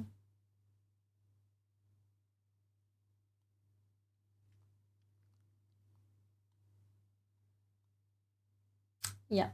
Yeah, rook d8 is only move. Diana somehow has to use this rook. I don't know what she's thinking, but that's the only way to make this rook like in the game. So there are some graphs that compare them, but not sure how accurate is that. I'm not sure actually either. Someone should be living in a city where many FIDE tournaments happen if they want to get professional. That's very true. Like for me, in that case, I really want to live in Europe to play many chess tournaments. I play many tournaments, but it's a bit hard from here to travel. It takes so much, like so many hours, and also it's more expensive than traveling from Europe. So yeah, that's another reason. Yeah, cost of living and etc. Many reasons. I saw someone make some dumb comment about Hikaru being one of the top rapid players on chess somewhere once. Well, it's because he doesn't really play it much. That's very true. I mean, it's about how many games you play and Plus, rapid is a bit hard to play in online because there are very high chance that you are like going to like get like your opponent is going to like cheat. Sorry. So yeah, I am from Georgia. Yeah, I'm between Europe and Asia actually. Some of the top rapid players on chess.com are title players playing against their students. Mm. Mm.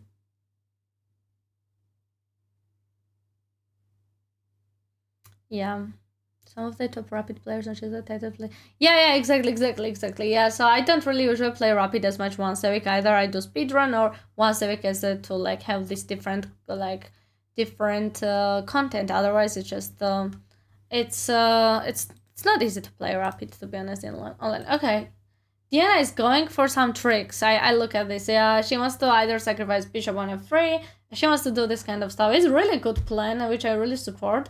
Otherwise, yeah, it's gonna be hard if she just simply steadily plays like b5 or rook on a8 or something. She wants to. That's the good strategy against lower rated players. So of course it's not always gonna work. It really depends, but many times it's really successful strategy. If you play like this, yeah. So. You came to my channel. Thank you. Welcome here. Welcome. Let's see.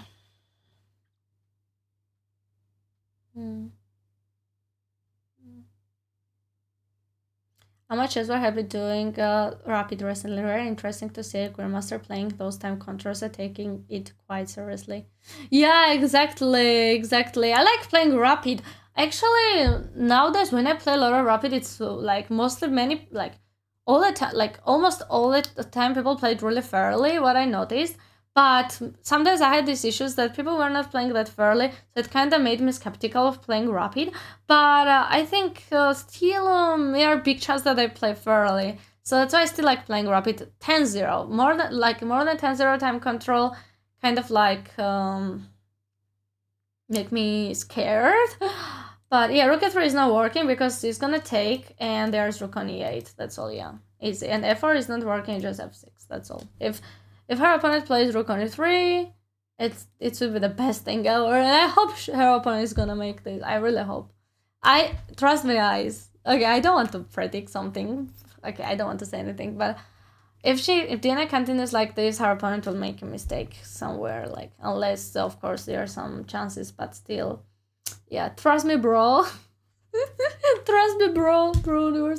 Of course, it's just the way my intuition and also practice things, but of course, you might be always stay surprised and anyone can play very well, very good, protect very well, etc. But still, yeah.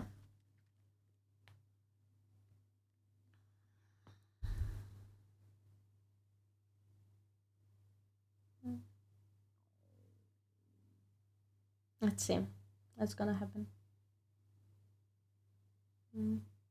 Okay, wait, let's see. I'm really curious where her hand is moving. Rook e3. I'm sure Diana is so nervous. I know this feeling. I absolutely know this feeling really well. Oh my goodness. Yeah. Oh no, her opponent played queen g3. Nice move. Yeah. We can't really think that someone is gonna just simply blunder pieces out of nowhere.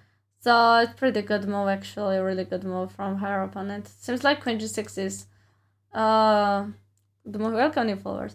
Good move here, but trading quiz, I think it's lessens chance, like make chance really small of winning. So yeah, that's why we should not put all of our bets on our opponent to make a mistake, guys. Don't do it. It will like because your opponent might make really good moves and okay, wait, what did you play? F6, the only move. Well, queen g6 would be good, but the thing is that if queen g6, it's really big chance that it's gonna be a draw. So Diana is not going for that, which is totally understandable. Yeah, I know what exactly she's feeling. I know exactly this experiment. I absolutely know it. It's just well, yeah. Let's see. Bishop d4 is the only move here. What if bishop d4, bishop f3? What's happening here? Yeah, g takes. Maybe Diana might go for this variation, but What's going to happen? Rook on h4, rook on e3, or rook on e4. It's slightly better for white, but like Diana has advantage here, like counterplay here. Maybe Diana is going for this. I don't know. Oh wait, it jumped. 1 second. Yeah. Okay. Let's see. Mm.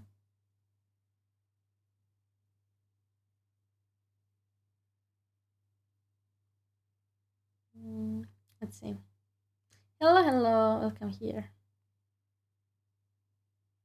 Okay. Well, bishop d4 seems like only move for her opponent. Any other moves like bishop d6 there leads to rook on f7. Let's see.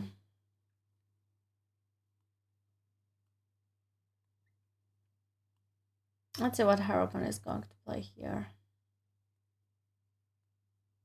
I'm doing good, thank you. Bishop d4, only move. Very pretty logical move. That was whole point for... Okay, yeah. Her opponent played bishop d4. That's literally the whole point of playing bishop a5, so... Yeah. 1 second. Let's see. Now after bishop d4 moves like rook on f7 would be great. h6, queen g6. We will see. h6 seems probably, I don't know, the idea probably to make king like this square for king. Yeah, rook e7, exactly. That's why rook on f7 would be a good move here. I think only move is to kind of avoid white's activities to play queen g6. But queen g6 kind of leads like big chance to make a draw, so yeah. Let's see. But well, if it's a draw, you need to accept the draw, because if you go for big complication, it might be hard. So it happened to me like many times. I didn't accept draw or etc. I complicated situation too much against low-rated parent, and it didn't end well. Well, I don't jinx. I try not to jinx, of course. It's just the way, like, if it happens like queen g6, if it's only move to protect the position, she should do that. Yeah. What doubt you have? Let's see. Mm.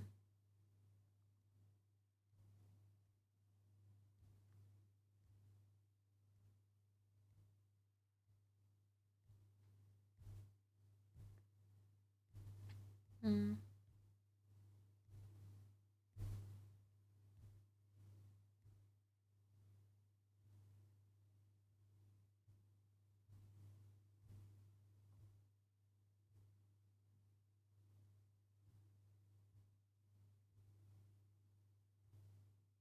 Is the number the rating of the year? It's the number of the rating, no.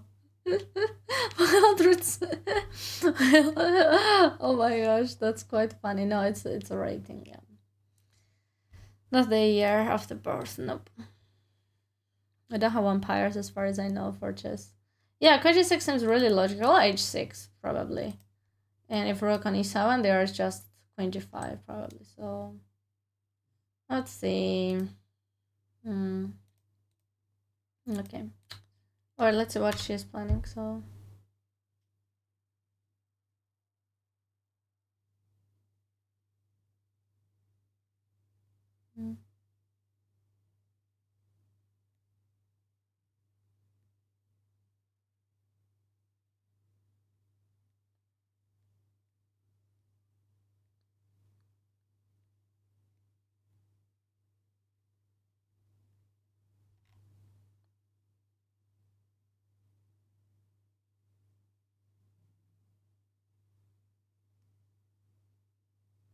I think white is the only one who can win duet to black rook on d6. Yeah.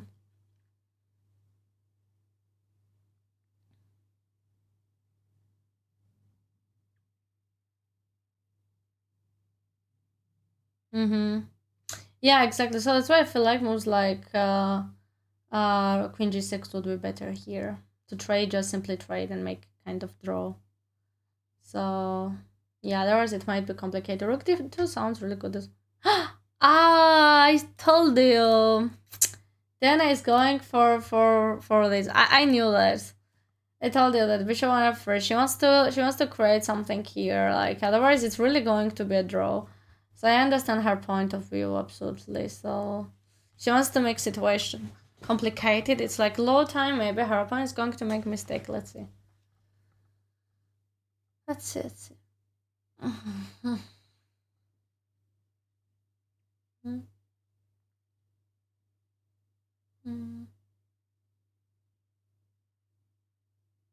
Let's see what her opponent is going to play.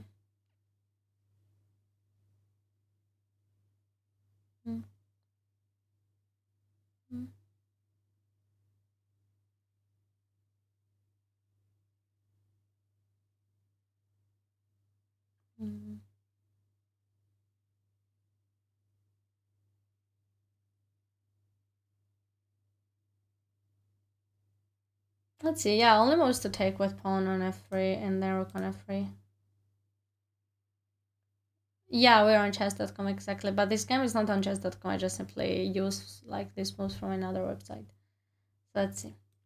Okay, bishop f3. Yeah, rook on e7. I was thinking moves like rook on e7, but there's literally g6, and it's actually really better for Diana. So I hope her opponent play rook e7 because it just simply a waste time for white. So, but if she takes on rook on f3, I think it's really good try. Really good try. So to do this.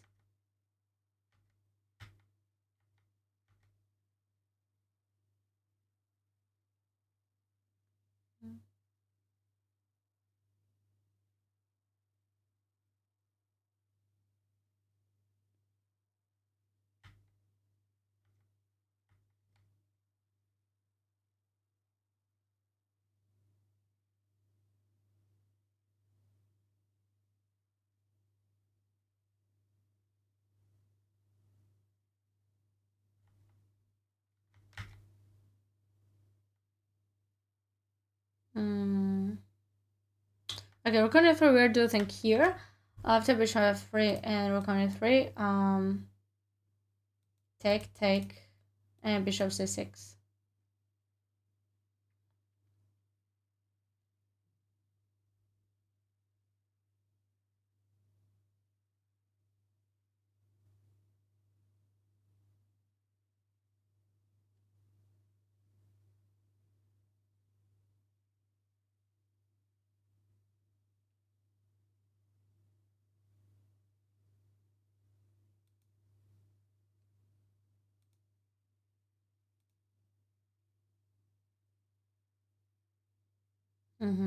Yeah, rook f3 is really bad. Take, and bishop c6 next. So yeah.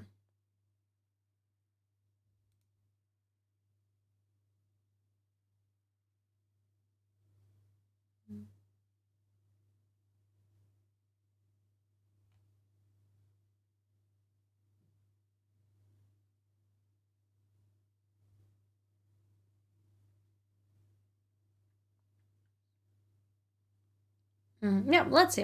Her opponent is thinking so much. I hope she will spend a lot of time on that, and I think she's gonna do it. Both have chances. Bishop d4 when? Like after rook on e3, and where's bishop d4? Where's bishop d4? You mean instead of rook on e3, there is no bishop d4? Which way you mean exactly? Bishop f3, you mean? Where do you mean exactly? What's the question?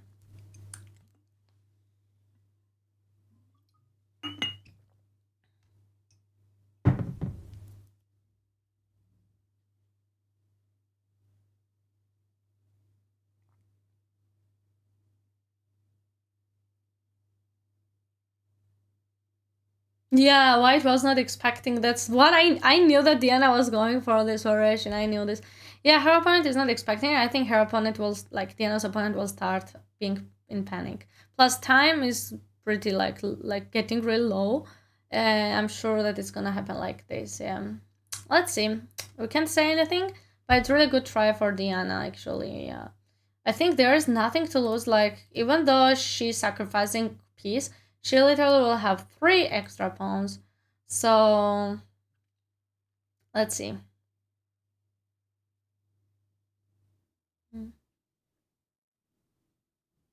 Hello, Gokul. Hello, hello, hello. Yeah, it's a really big surprise. Rook on h4, and here white should be really careful protecting either bishop this move and this move. So if it continues like this, it's still Diana can still make a draw if she wants to, but it's still out of question if her opponent will continue properly. And let's see if she doesn't make some like fatal mistakes here. So for example, king g1, rook on h4, and like moves like, okay, we saw rook on e3, rook on e4, for example. And maybe take or maybe play b5, yeah.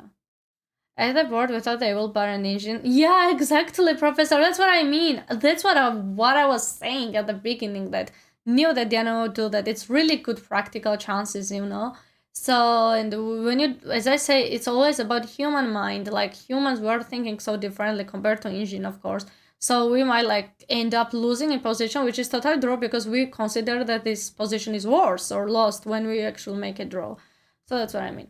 This is a good practical sacrifice. Computer with white will defend perfectly, but human will struggle for sure.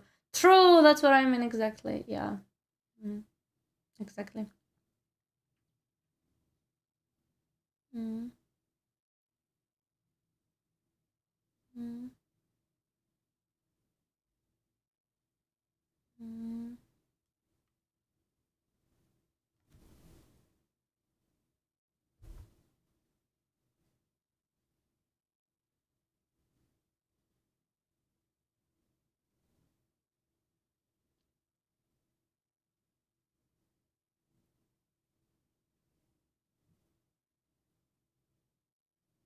Let's see. Unless it's such a, yeah, exactly. Yeah, okay, her opponent took it. Yeah. Let's see. Yeah, Grandmaster level is different. Yeah, exactly, that's what I meant. Okay. Alright, so what happened next? Diana took it. Yep. You can see before. Yeah. So is there another chat? Yeah, watching Diana's chat as well, same time, exactly. Save king, more natural moves for black. Uh-huh.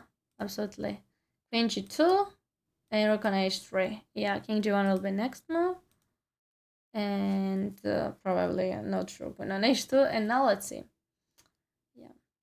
Mm-hmm.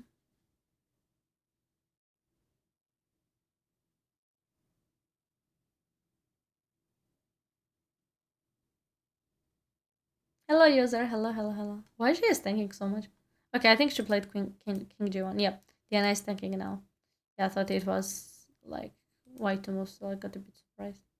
Let's see. Okay, I think rook on h4 is a good idea here. Let's see. Rook on h4, h6.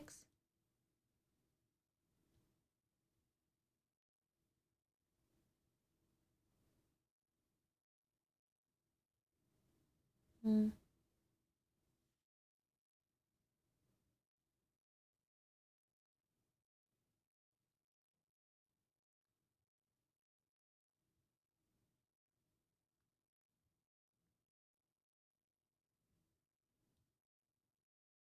Let's see. Rook on h4. That's the only move I think to play in. But I think maybe she's calculating rook on e4. I would say to comment this game. It's really interesting because this game is really interesting with so many up and downs. Like not so many, but some up and downs and some really critical moments. So yeah, and now like this bishop on f3 sacrifice, I really liked it. Even though it's a bit hard for Diana to still play, I'm still sure that she has some chances to for after this risk. So let's see. Rook on h4 is a good move here to play.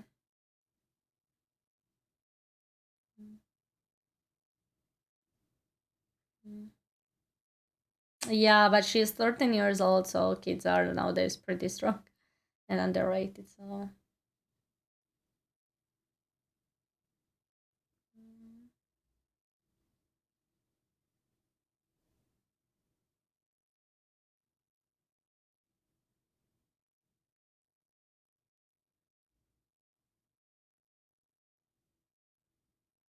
she has been playing really well so far. Yeah, her opponent was playing well. She made some mistakes, but not huge mistakes yet. But okay, rook on h4. So yeah. Mm-hmm.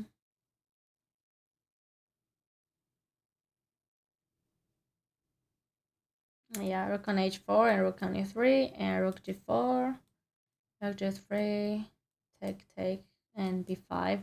That's a bit hard actually.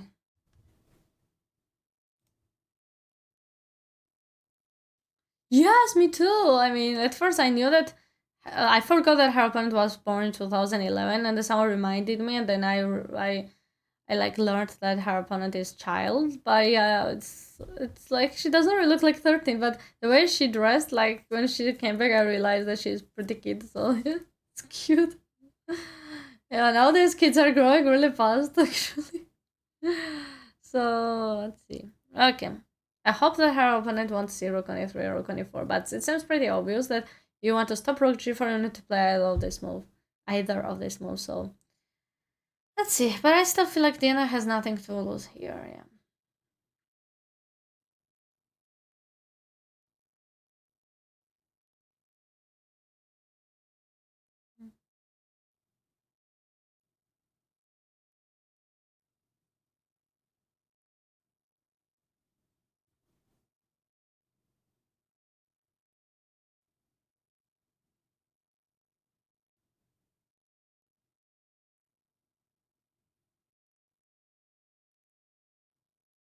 Okay.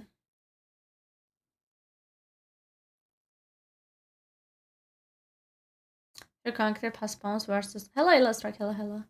Reconquer pass pawns versus bishop can go both ways, but I will bet on the pawn. True. If it's it will be like in that king 3 pawns and king and bishop, of course it's win. So maybe, yeah, I think. I think rook on e3 is better. Why you think so? Rook on e3, rook g4. Maybe because yeah, exactly, because this queen stays on g5, so probably because of that. Exactly. It went yesterday very well. Thank you. Yeah, it could be much better, but I'm still proud of my result. Yeah, the way I ended. So 5.5 out of 11 was good. Very good. I had very good games where I was winning and ended up as a like draw or lost, but it's okay. Yeah, it was a very good tournament anyway. I got 27th place, so okay. Okay, wait, let's see how I'm going to play. Rook on f3.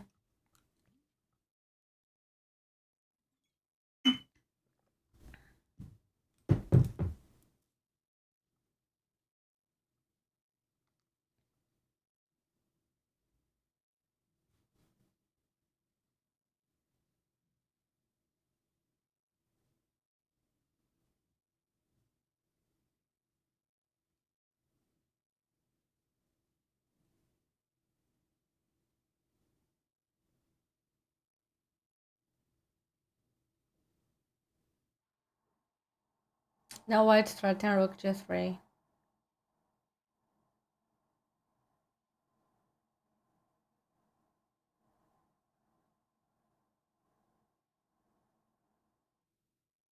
Mm-hmm.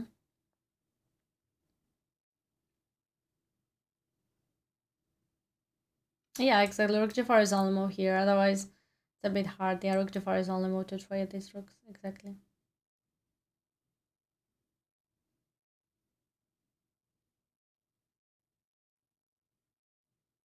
Let's see.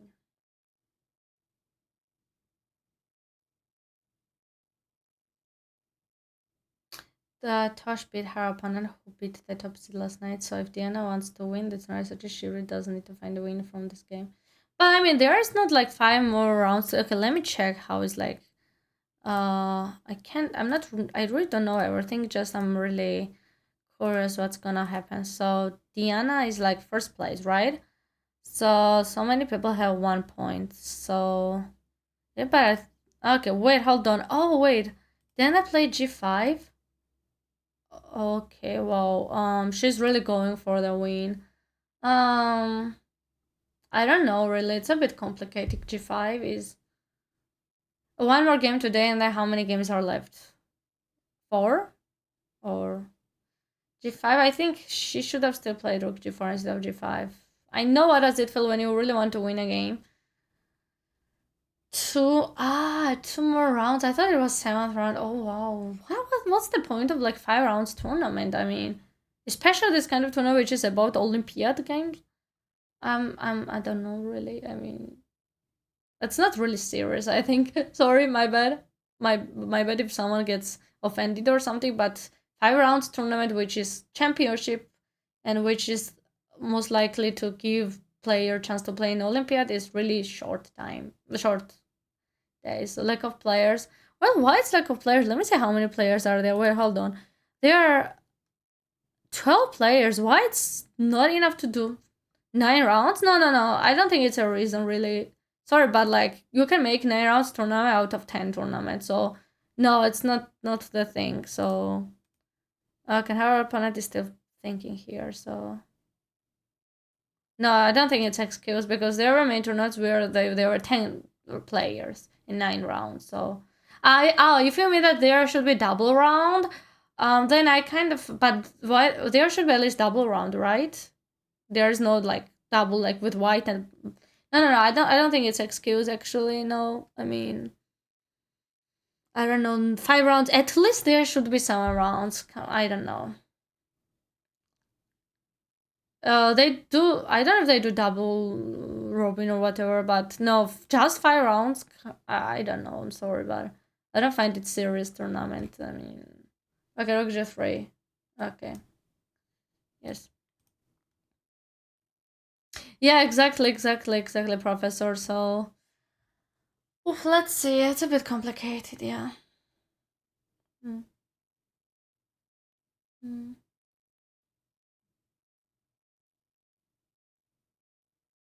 Mm.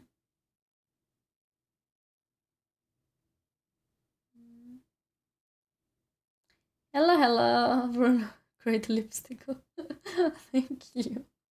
Okay. Rook on F7 seems like a logical move here. So. Yeah, I mean, no. I know it's serious. Just 5 rounds is too small. I think 7 rounds at least, in my opinion. Because wait, maybe I'm used to this because in Georgia we take it way seriously, you know.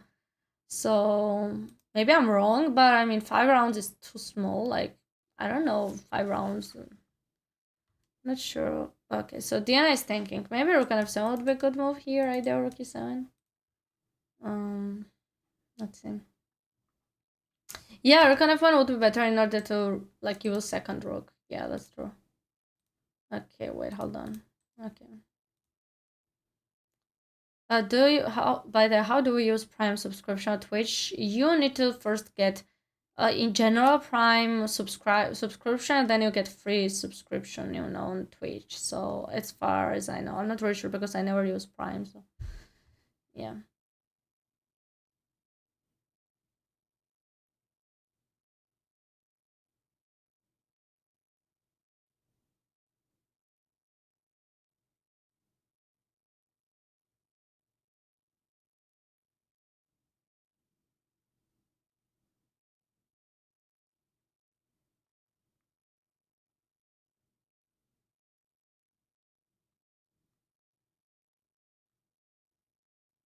Let's see.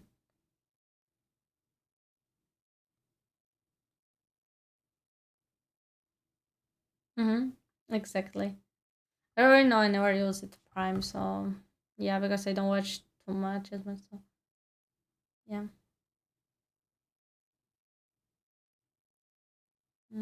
Yeah, I don't really use it. Yeah, try not to pay for extra stuff if I don't even really use it. So yeah, let's see.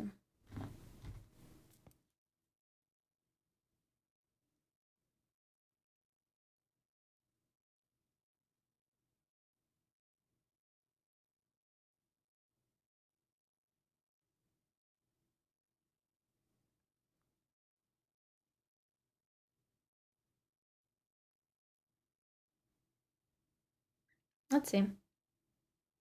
What more are they? They are 33rd move, but there's no increment. So yeah, I don't know. Rook on F7 seems logic either. Rook E7 or Rook E8 maybe. But no, Rook E8 is not hanging. This pawn is hanging. Oh my gosh, that's so complicated. Oof, that's so brutal. I feel nervous already. Whoa. Rook on f7. Interesting. Protecting this pawn and rook g7 maybe. Maybe h6 f5 either. Let's see.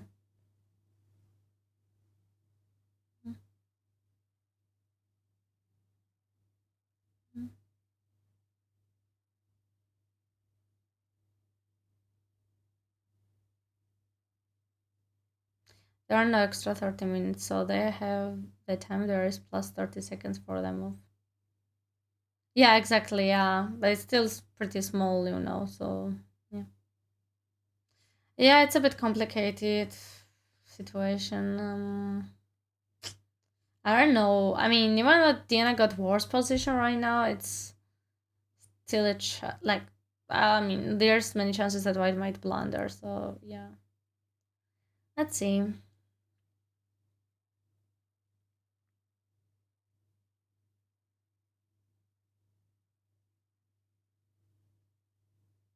Let's see. Rook on f7 is only move to protect this pawn on b7 and f6. Let's see.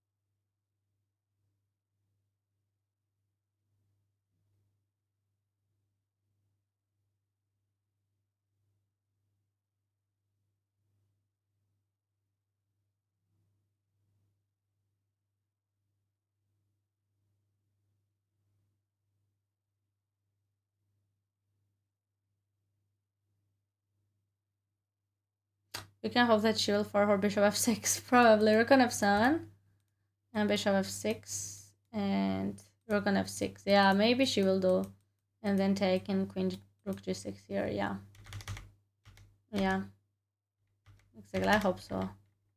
Let's not lose. It will be a draw.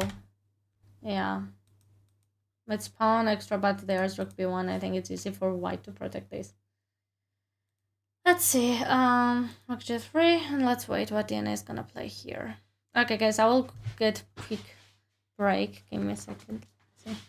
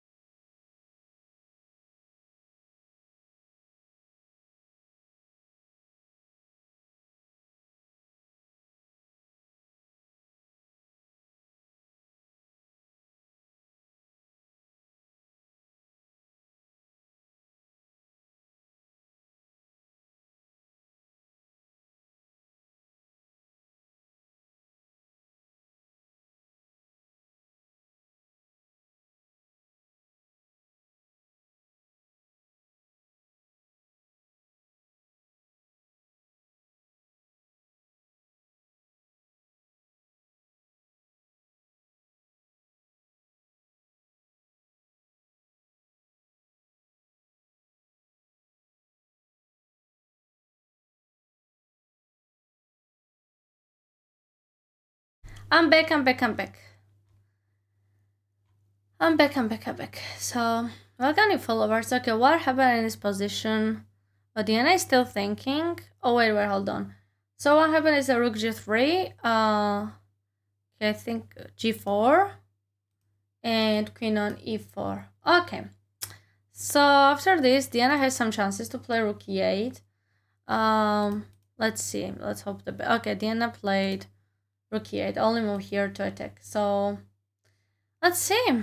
Maybe this active game might give activity might give her some chances. Let's see. Okay.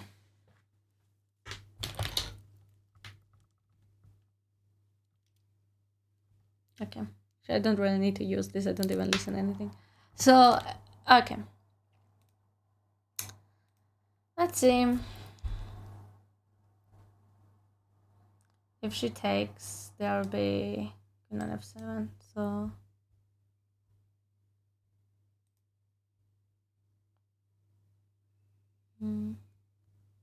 What move number? There is move 34. Yeah. But there's no increment, so it's not really a big deal.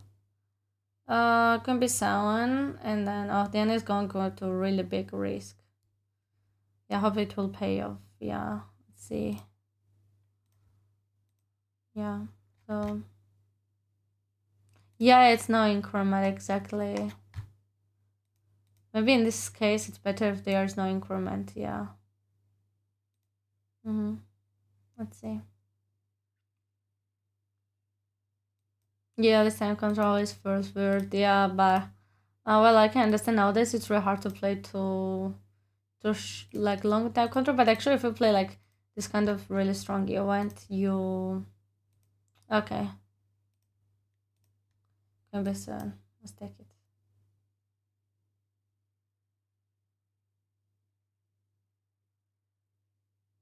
Let's see.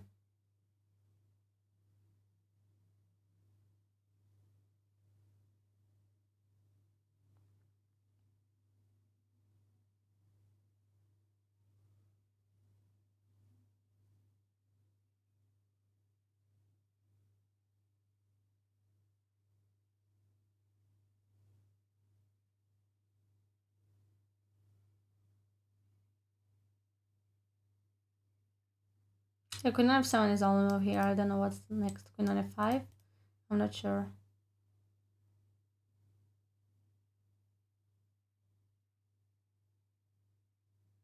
There's only 90 minutes. Wow.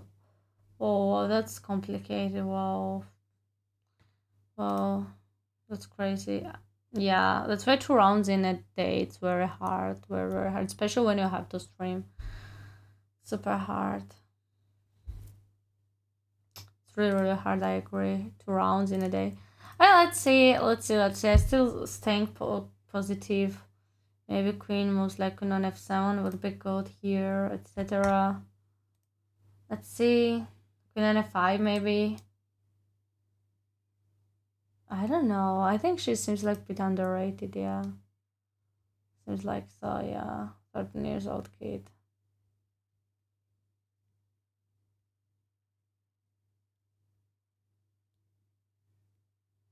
Yeah.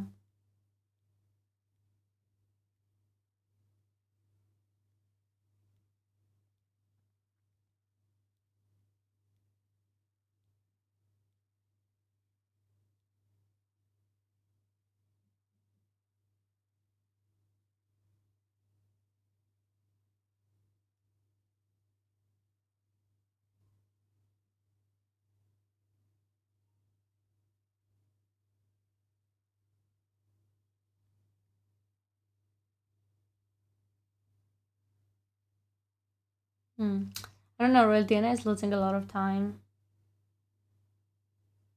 I don't know, really. Okay, she's going to play queen f5 probably. Oh, well, she played queen g6. Okay. Alright, interesting. Oh, let's see, like queen d5, there's king g7 and queen c4. Of, I don't know, really.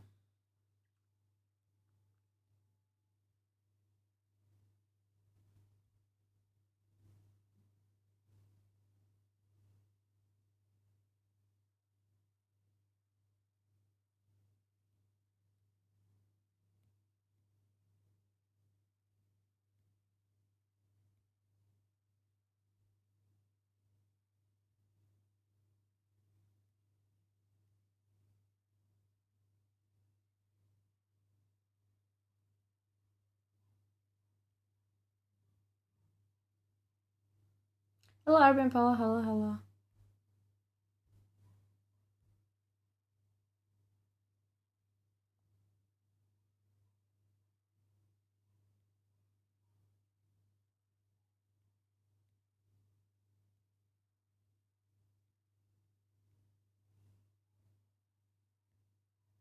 I don't know really. After Queen d5, I'm not sure what's gonna happen. King g7 maybe.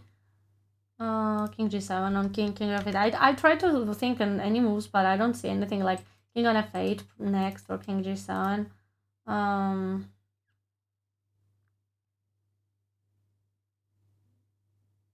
mm, why they are looking? I'm really curious.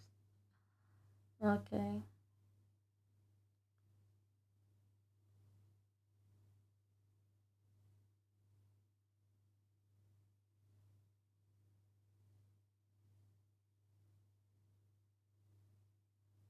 Wow. Below 1,400. Wow, she increased a lot. No, it's really brutal tournament. I don't like this tournament. Sorry, I don't like that it's 5 rounds. I don't like that there is no increment. I don't like there's double rounds. If there is really serious championship, I feel like Oh wait, what have I played? Rook f1. Okay, it's still a good move. Yeah. So I don't feel like it's not enough time to recover after this game. So. Uh, yeah. Oof.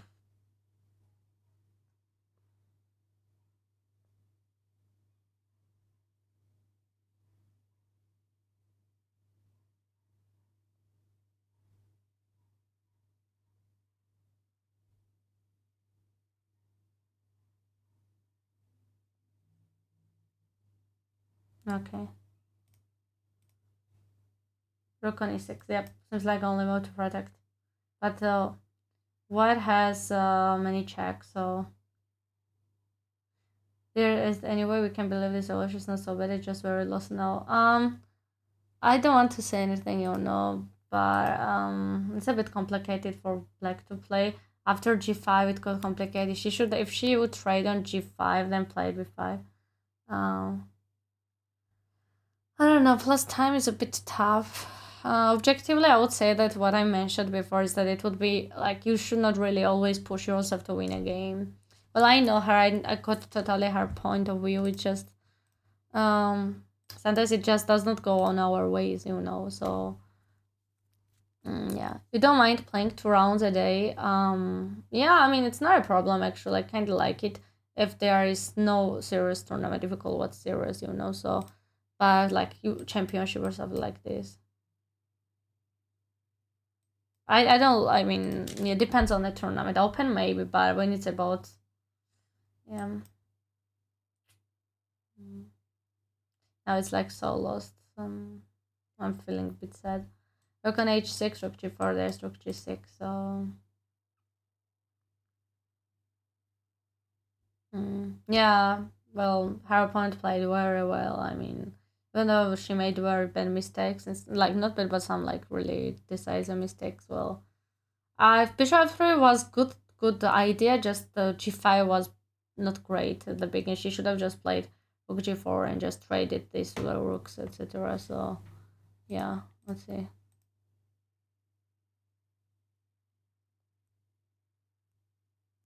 Mm,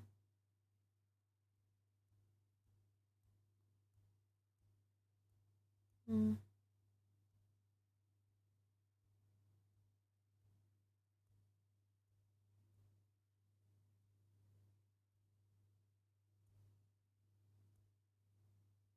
Yeah, rook on h6 is on the move here. Oh, she played rook on h5. Yeah, just absolutely lost. I know what she feels exactly. I've been in this situation and in when against low-rated players, so it hurts me. I know that, but well, she still have 3 more rounds to go. We should like support her to play very well last 3 games, and maybe she'll manage to bounce back and play last 3 rounds well. Get in top three. So and about that, yeah, we want her to go in first place, but she has like pretty good rating, and I'm sure like Olympiad is really far. Next, like this after this Olympiad, it's pretty far. It's in 2026 probably. So still that she will have a lot of time to regain rating, etc. So let's not be focused on her Olympiad, in which will be literally in 2 years. Let's just say that she can do her best to play in the last 3 games well, and play in other tournaments well. So there's no worries at all. So because I know as a chess player, I know her well, and like I know this situation. So yeah, absolutely can understand her. So when you put yourself too much pressure, sometimes does not go very well. Yeah. So yeah. Yeah, she's playing in Olympiad, so I mean, still there's two. Someone saying that she needed. Of course, it's really nice to have better result and maybe for other reasons, but I mean, yeah. So yeah, exactly. Her younger player played really well, so that's what I mean. That at the beginning I said that it's important to evaluate our opponents very well, and always play our best. And if it's a draw, we should take a draw. Not depends on the situation, of course, but it happened to me also. I once like wanted to win so much to get my international master title. I played very bad move, like to mid weakness, blunder, etc., and I lost. Where if I would make a draw, I would get rating and maybe not get title, but I would get rating, so not lose. So that's why, yeah, it's it's important to evaluate properly.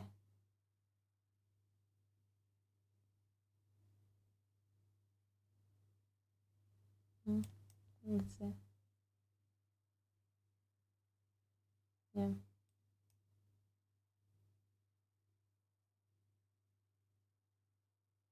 Mm.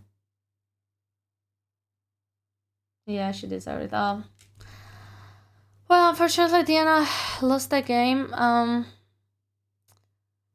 But she did great job. Let's say that Diana did her best. It was really nice game. She really fought to the end, and she really wanted to win. I really like admire her spirit in this game.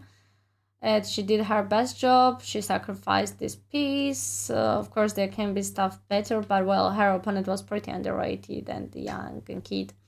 So yeah, GG, nice game, Diana. Don't get discouraged. I don't know if she's gonna like listen this. You know, she said I have been in a situation. Of course, it happens, but don't be sad.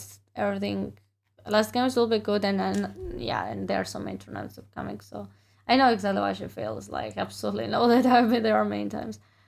So yeah, and I don't know, like, does she usually join interview or should I just simply stop the stream?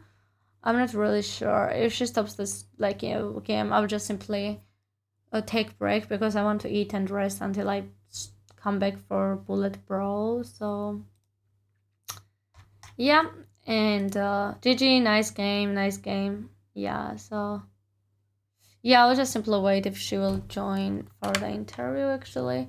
So it was really nice game. Both played really interesting, many ideas, pretty. Okay, I think she turned off camera. Yeah. Okay. Yeah.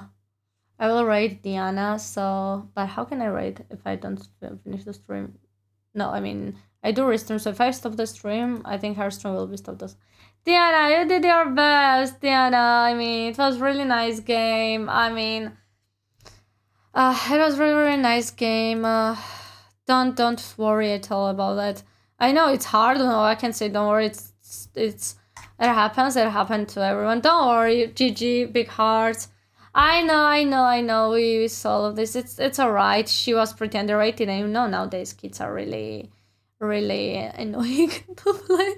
But GG, really nice game, and well, you're welcome. Yeah. Yes, I did this timer, and like this times, I think it's pretty good. So don't worry, Diana. Make sure to be focused on next 3 games, especially second round today. So don't be too stressed about that. Don't be too stressed.